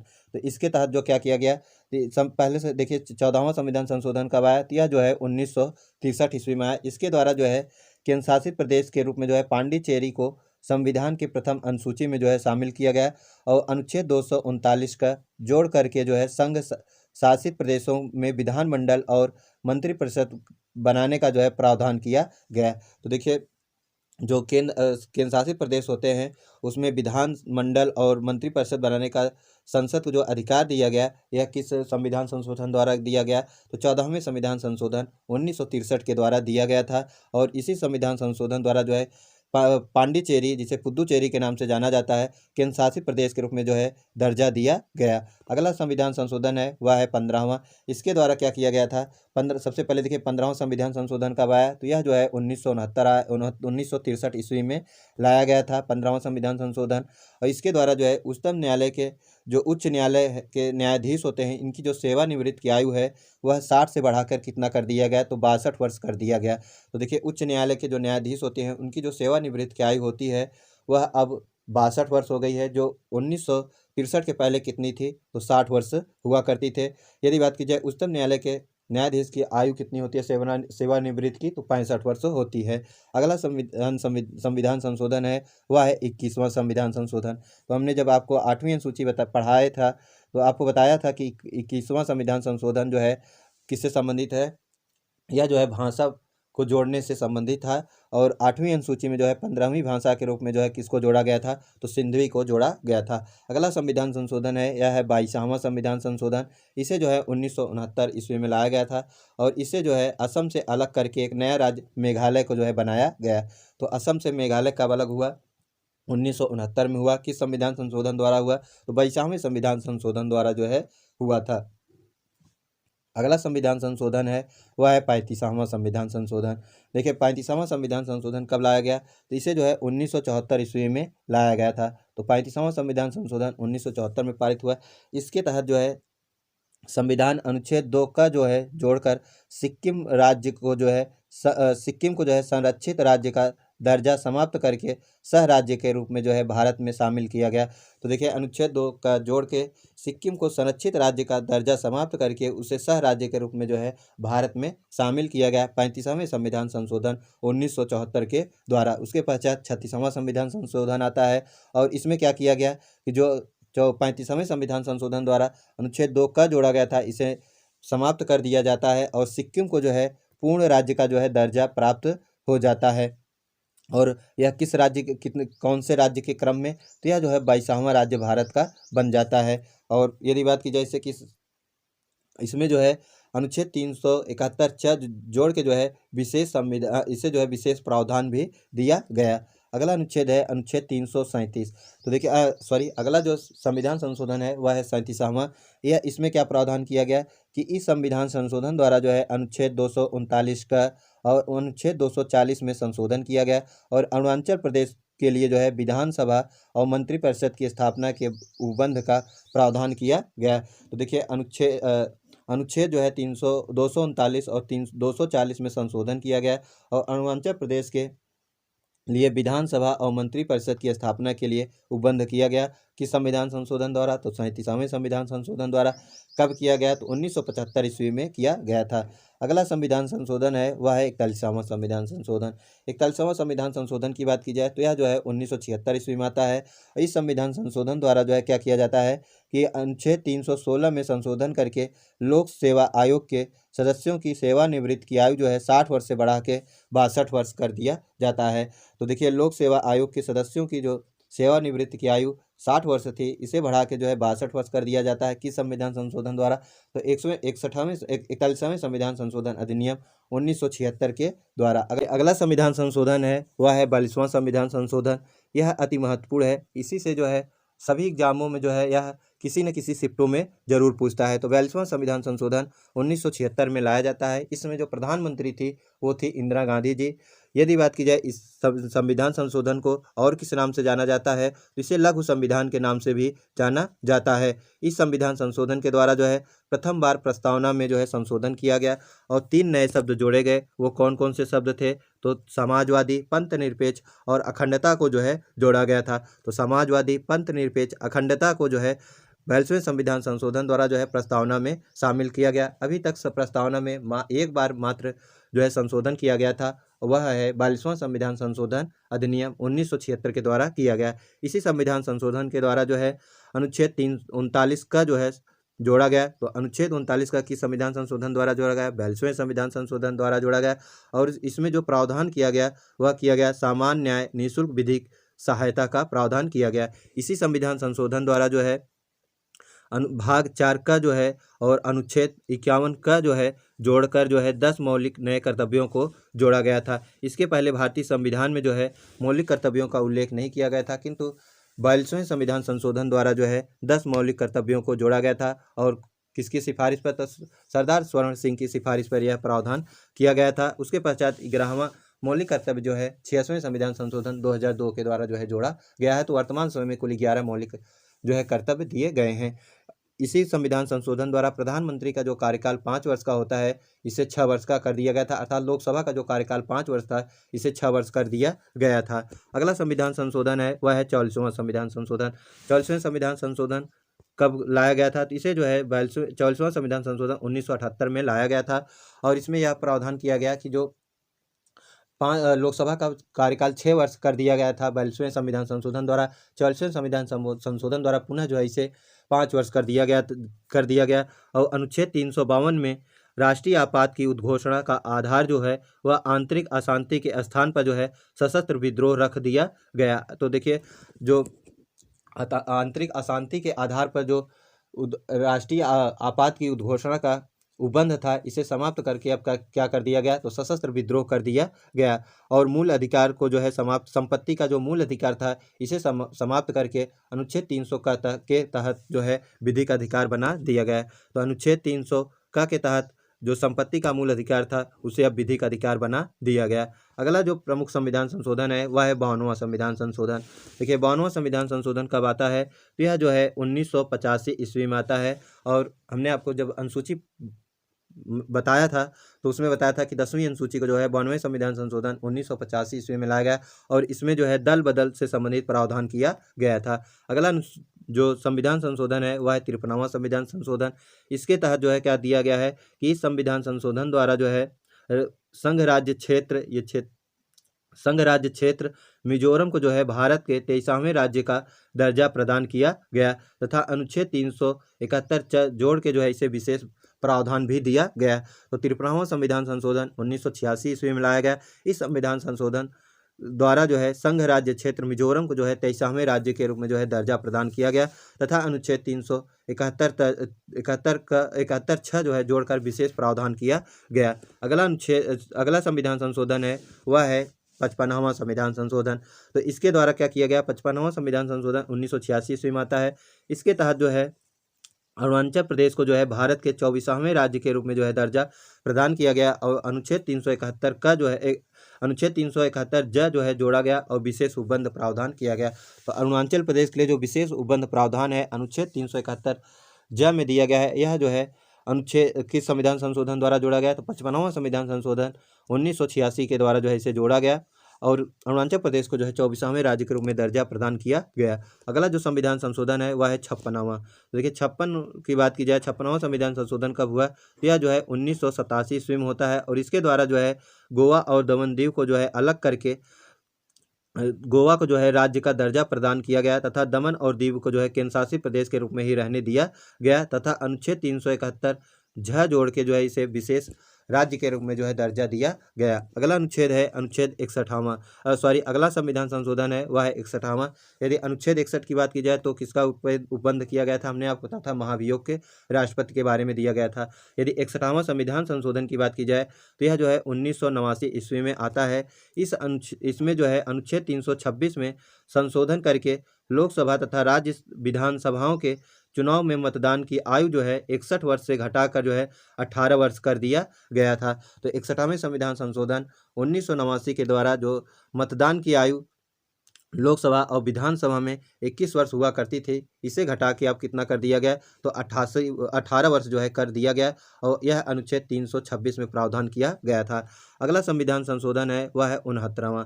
देखिए 69वां जो संविधान संशोधन है यह कब आया था, यह जो है 1991 ईस्वी में जो है लाया गया था। यदि बात की जाए इस संविधान संशोधन द्वारा जो क्या प्रावधान किया गया, तो इस संविधान संशोधन द्वारा जो है 2 नए अनुच्छेद 239 का और अनुच्छेद 239 का जो है जोड़ा गया और जिसके द्वारा जो है संघ राज्य क्षेत्रों दिल्ली के लिए जो है विशेष दर्जा का प्रावधान किया गया तथा उसका नाम दिल्ली रखा गया। उसके लिए जो है 70 सदस्यीय विधानसभा और 7 सदस्यीय मंत्रिपरिषद का उपबंध किया गया। तो देखिए 69वां संविधान संशोधन 1991 ईस्वी में आता है। इस संविधान संशोधन द्वारा 2 नए अनुच्छेद 239 का अनुच्छेद 239 का जोड़े गए, जिसके द्वारा संघ राज्य क्षेत्र दिल्ली को जो है विशेष दर्जा प्रदान किया गया तथा उसका नाम दिल्ली रखा गया और उसके लिए जो है 70 सदस्यीय विधानसभा और 7 मंत्रिपरिषद का उपबंध किया गया। तो देखिए जो सभी राज्य हैं उनके लिए जो मंत्रिपरिषद होती है वह 15%, जितने सदस्य होते हैं उनके 15% जो सदस्य होते हैं वह मंत्रिपरिषद बन सकते हैं, किंतु दिल्ली के लिए जो है प्रावधान किया गया है कि जितने सदस्य होते हैं सिर्फ उसके 10% जो सदस्य हैं वो मंत्रिपरिषद बन सकते हैं। 17वां संविधान संशोधन, देखिए 17वां संविधान संशोधन कब लाया गया, तो इसे जो है 1992 ईस्वी में लाया गया था और इसके द्वारा प्रावधान किया गया कि दिल्ली तथा पांडिचेरी संघ राज्य क्षेत्रों के विधानसभा सदस्यों को राष्ट्रपति के निर्वाचन मंडल में शामिल करने का प्रावधान किया गया। तो देखिए जो 1992 के पहले की स्थिति थी उसमें यह थी कि राष्ट्रपति के निर्वाचन मंडल में केवल लोकसभा, राज्यसभा और विधानसभाओं के सदस्य होते हैं, निर्वाचित सदस्य होते हैं, सिर्फ वही चुनाव में भाग लेते थे। किंतु 17वें संविधान संशोधन 1992 के द्वारा यह प्रावधान किया गया कि राष्ट्रपति के निर्वाचन मंडल में दिल्ली और पुदुचेरी के भी जो विधानसभा के सदस्य हैं वो भी भाग ले सकते हैं। अगला जो संविधान संशोधन है वह है 71वां। तो 71वें संविधान संशोधन के द्वारा जो है क्या जोड़ा गया, तो इसके द्वारा जो है 3 नई भाषाओं को जोड़ा गया 8वीं अनुसूची में। वो कौन कौन सी है, नमक, न से क्या हो जाएगा नेपाली, म से हो जाएगा मणिपुरी और क से हो जाएगा कोंकणी। तो कोंकणी, मणिपुरी और नेपाली को जो है 71वें संविधान संशोधन अधिनियम 1992 के द्वारा जो है जोड़ा गया। फिर उसके पश्चात आता है 73वां संविधान संशोधन। 73वां संविधान संशोधन कब जोड़ा गया, इसे जो है 1992 में ही जोड़ा गया था और इसके द्वारा जो है अनुसूची 11 को जो है जोड़ा गया और भाग 9 तथा अनुच्छेद जो है 243 के पश्चात 243 का 243 तक जो है जोड़कर भारत में पंचायती राज की स्थापना का उपबंध किया गया और कुल 29 विषय जो है पंचायतों के लिए रखे गए। अगला जो संविधान संशोधन है वह है 74वां संविधान संशोधन। 74वां संविधान संशोधन कब आया, तो यह जो है 1992 ईस्वी में ही लाया जाता है और इस संविधान संशोधन के द्वारा जो है अनुसूची 12 को जोड़ा गया और भाग का अनुच्छेद 243 त से लेकर 243 यक्ष तक जोड़कर नगर पालिका, नगर निगम तथा नगर परिषदों के गठन एवं संरचना आदि के संबंध में प्रावधान किया गया और इसमें जो है कुल 18 विषय रखे गए। अगला जो संविधान संशोधन है वह है 84वां संविधान संशोधन। 84वां संविधान संशोधन 2001 में आता है और इसके तहत यह प्रावधान किया गया कि 1991 की जनगणना के आधार पर परिसीमन की अनुमति दी गई तथा लोकसभा और विधानसभाओं की सीटों की संख्या 2026 के बाद होने वाली प्रथम जनगणना के आंकड़े प्रकाशित होने तक परिवर्तित नहीं करने का जो है प्रावधान किया गया है। अगला संविधान संशोधन है वह है 86वां संविधान संशोधन। देखिए 86वें संविधान संशोधन से बार बार क्वेश्चन पूछता है कि किस संविधान संशोधन द्वारा जो है निःशुल्क अनिवार्य एवं निःशुल्क जो है शिक्षा को जो है मौलिक अधिकार बनाया गया। तो यह जो है 86वें संविधान संशोधन 2002 के द्वारा बनाया गया। तो 86वें संविधान संशोधन 2002 में लाया गया। इसके द्वारा जो है 6 से 14 वर्ष तक के बच्चों के लिए अनिवार्य एवं निःशुल्क शिक्षा को मौलिक अधिकार के रूप में जो है मान्यता संबंधी प्रावधान किया गया। और अनुच्छेद 21 का जो है अनुच्छेद 21 का जो है संविधान में जोड़ा गया और अनुच्छेद 51 का के तहत जो है संविधान संशोधन जोड़ के जो है 11वां मौलिक कर्तव्य जोड़ा गया। अगला जो संविधान संशोधन है वह है 74वां। देखिए 74वां संविधान संशोधन 2003 में आता है और इसके तहत क्या प्रावधान किया गया कि इसके द्वारा जो है अनुच्छेद 338 का जोड़कर अनुसूचित जाति के लिए पृथक राष्ट्रीय आयोग की स्थापना का प्रावधान किया गया। अगला जो प्रमुख संविधान संशोधन है वह है 51वां संविधान संशोधन। तो 51वां संविधान संशोधन द्वारा है जो संविधान संशोधन है यह 2003 में आता है और इसके द्वारा जो है अब केंद्र और राज्य मंत्रिपरिषद के सदस्यों संख्या जो है लोकसभा तथा विधानसभा की कुल सदस्यों संख्या का 15% से अधिक नहीं होगा। तो देखिए 91वां जो संविधान संशोधन आता है इसके द्वारा जो है यह प्रावधान किया गया कि केंद्र तथा राज्य में मंत्रिपरिषद की जो सदस्य संख्या होती है लोकसभा और विधानसभा में उन कुल जो सदस्य होते हैं उनके 15% से अधिक जो है सदस्य मंत्रिपरिषद में शामिल नहीं होंगे, अर्थात 15% से अधिक जो है मंत्री नहीं बनाए जा सकते हैं। लेकिन दिल्ली के लिए केवल 10% ही दिया गया है। अगला जो संविधान संशोधन है वह है 52वां। देखिए 52वां संविधान संशोधन कब आता है तो यह जो है 2003 में आता है और इसके तहत जो है 8वीं अनुसूची में 4 नई भाषाओं को जोड़ा जाता है। वो कौन कौन सी है? बोडो, डोगरी, मैथिली और संताली। इस प्रकार से अब 8वीं अनुसूची में जो है कुल भाषाओं की संख्या जो है कितनी हो गई है तो वर्तमान में कुल 22 भाषाओं का उल्लेख किया गया है। अगला संविधान संशोधन है वह है 100वां संविधान संशोधन। देखिए 100वां संविधान संशोधन किस सन में आया तो 2015 में आया था। इस संविधान संशोधन द्वारा जो है भारत और बांग्लादेश के मध्य 1974 में हस्ताक्षरित भूमि सीमा समझौता तटबंध प्रोटोकॉल का जो है अनुमोदन किया गया। तो 100वां संविधान संशोधन किससे संबंधित है? भारत और बांग्लादेश के भूमि हस्ताक्षरित से संबंधित है। अगला संविधान संशोधन है वह है 101वां संविधान संशोधन। 101वां संविधान संशोधन 2001 में आता है और यह जो है जीएसटी से संबंधित है। और अनुच्छेद की बात की जाए तो 3 नए अनुच्छेद जोड़े गए, 246 ए, 269 ए और 279 ए जो है 101वें संविधान संशोधन 2016 के द्वारा जो है जोड़ा गया। अगला संविधान संशोधन है वह है 102वां संविधान संशोधन। 102वां संविधान संशोधन 2018 में जो है लाया जाता है और इस संविधान संशोधन द्वारा जो है अनुच्छेद 338 का अंतः स्थापित कर जो है पिछड़ा वर्ग आयोग की जो है संवैधानिक दर्जा प्रदान किया गया। तो पिछड़ा वर्ग आयोग को संवैधानिक दर्जा जो है किस संविधान संशोधन द्वारा दिया गया तो इसे जो है 102वां संविधान संशोधन 2018 के द्वारा जो है दिया गया। अगला संविधान संशोधन है वह है 103वां संविधान संशोधन कब लाया गया तो इसे जो है 2019 में लाया गया और इसके तहत जो है आर्थिक रूप से कमजोर वर्ग सरकारी सेवाओं तथा शिक्षण संस्थाओं में 10% का आरक्षण का प्रावधान किया गया। तो देखिए सामान्य वर्ग के लिए जो 10% का आरक्षण का प्रावधान किया गया है वह किस संविधान संशोधन द्वारा किया गया तो 103वें संविधान संशोधन 2019 के द्वारा किया गया।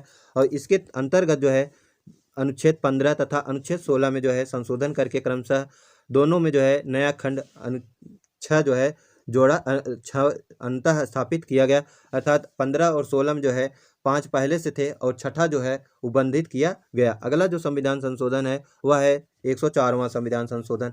104वां संविधान संशोधन कब आता है तो यह जो है 2019 में आता है। इस संविधान संशोधन द्वारा जो है अनुच्छेद 334 में संशोधन कर लोकसभा तथा विधानसभाओं में अनुसूचित जनजाति के लिए जो 10% का आरक्षण का प्रावधान है इसे बढ़ा दिया गया तथा लोकसभा तथा राज्य की विधान सभाओं में आंग्ल भारतीय समुदाय के जो सदस्य के नाम के निर्देशन को जो है 15 जनवरी 2022 को समाप्त कर दिया गया, अर्थात लोकसभा और विधानसभा में जो आंग्ल भारतीय समुदाय के सदस्य जो चुन के जाते थे उनका जो विवरण था उसे समाप्त कर दिया गया, अर्थात यह व्यवस्था जो है समाप्त कर दी गई।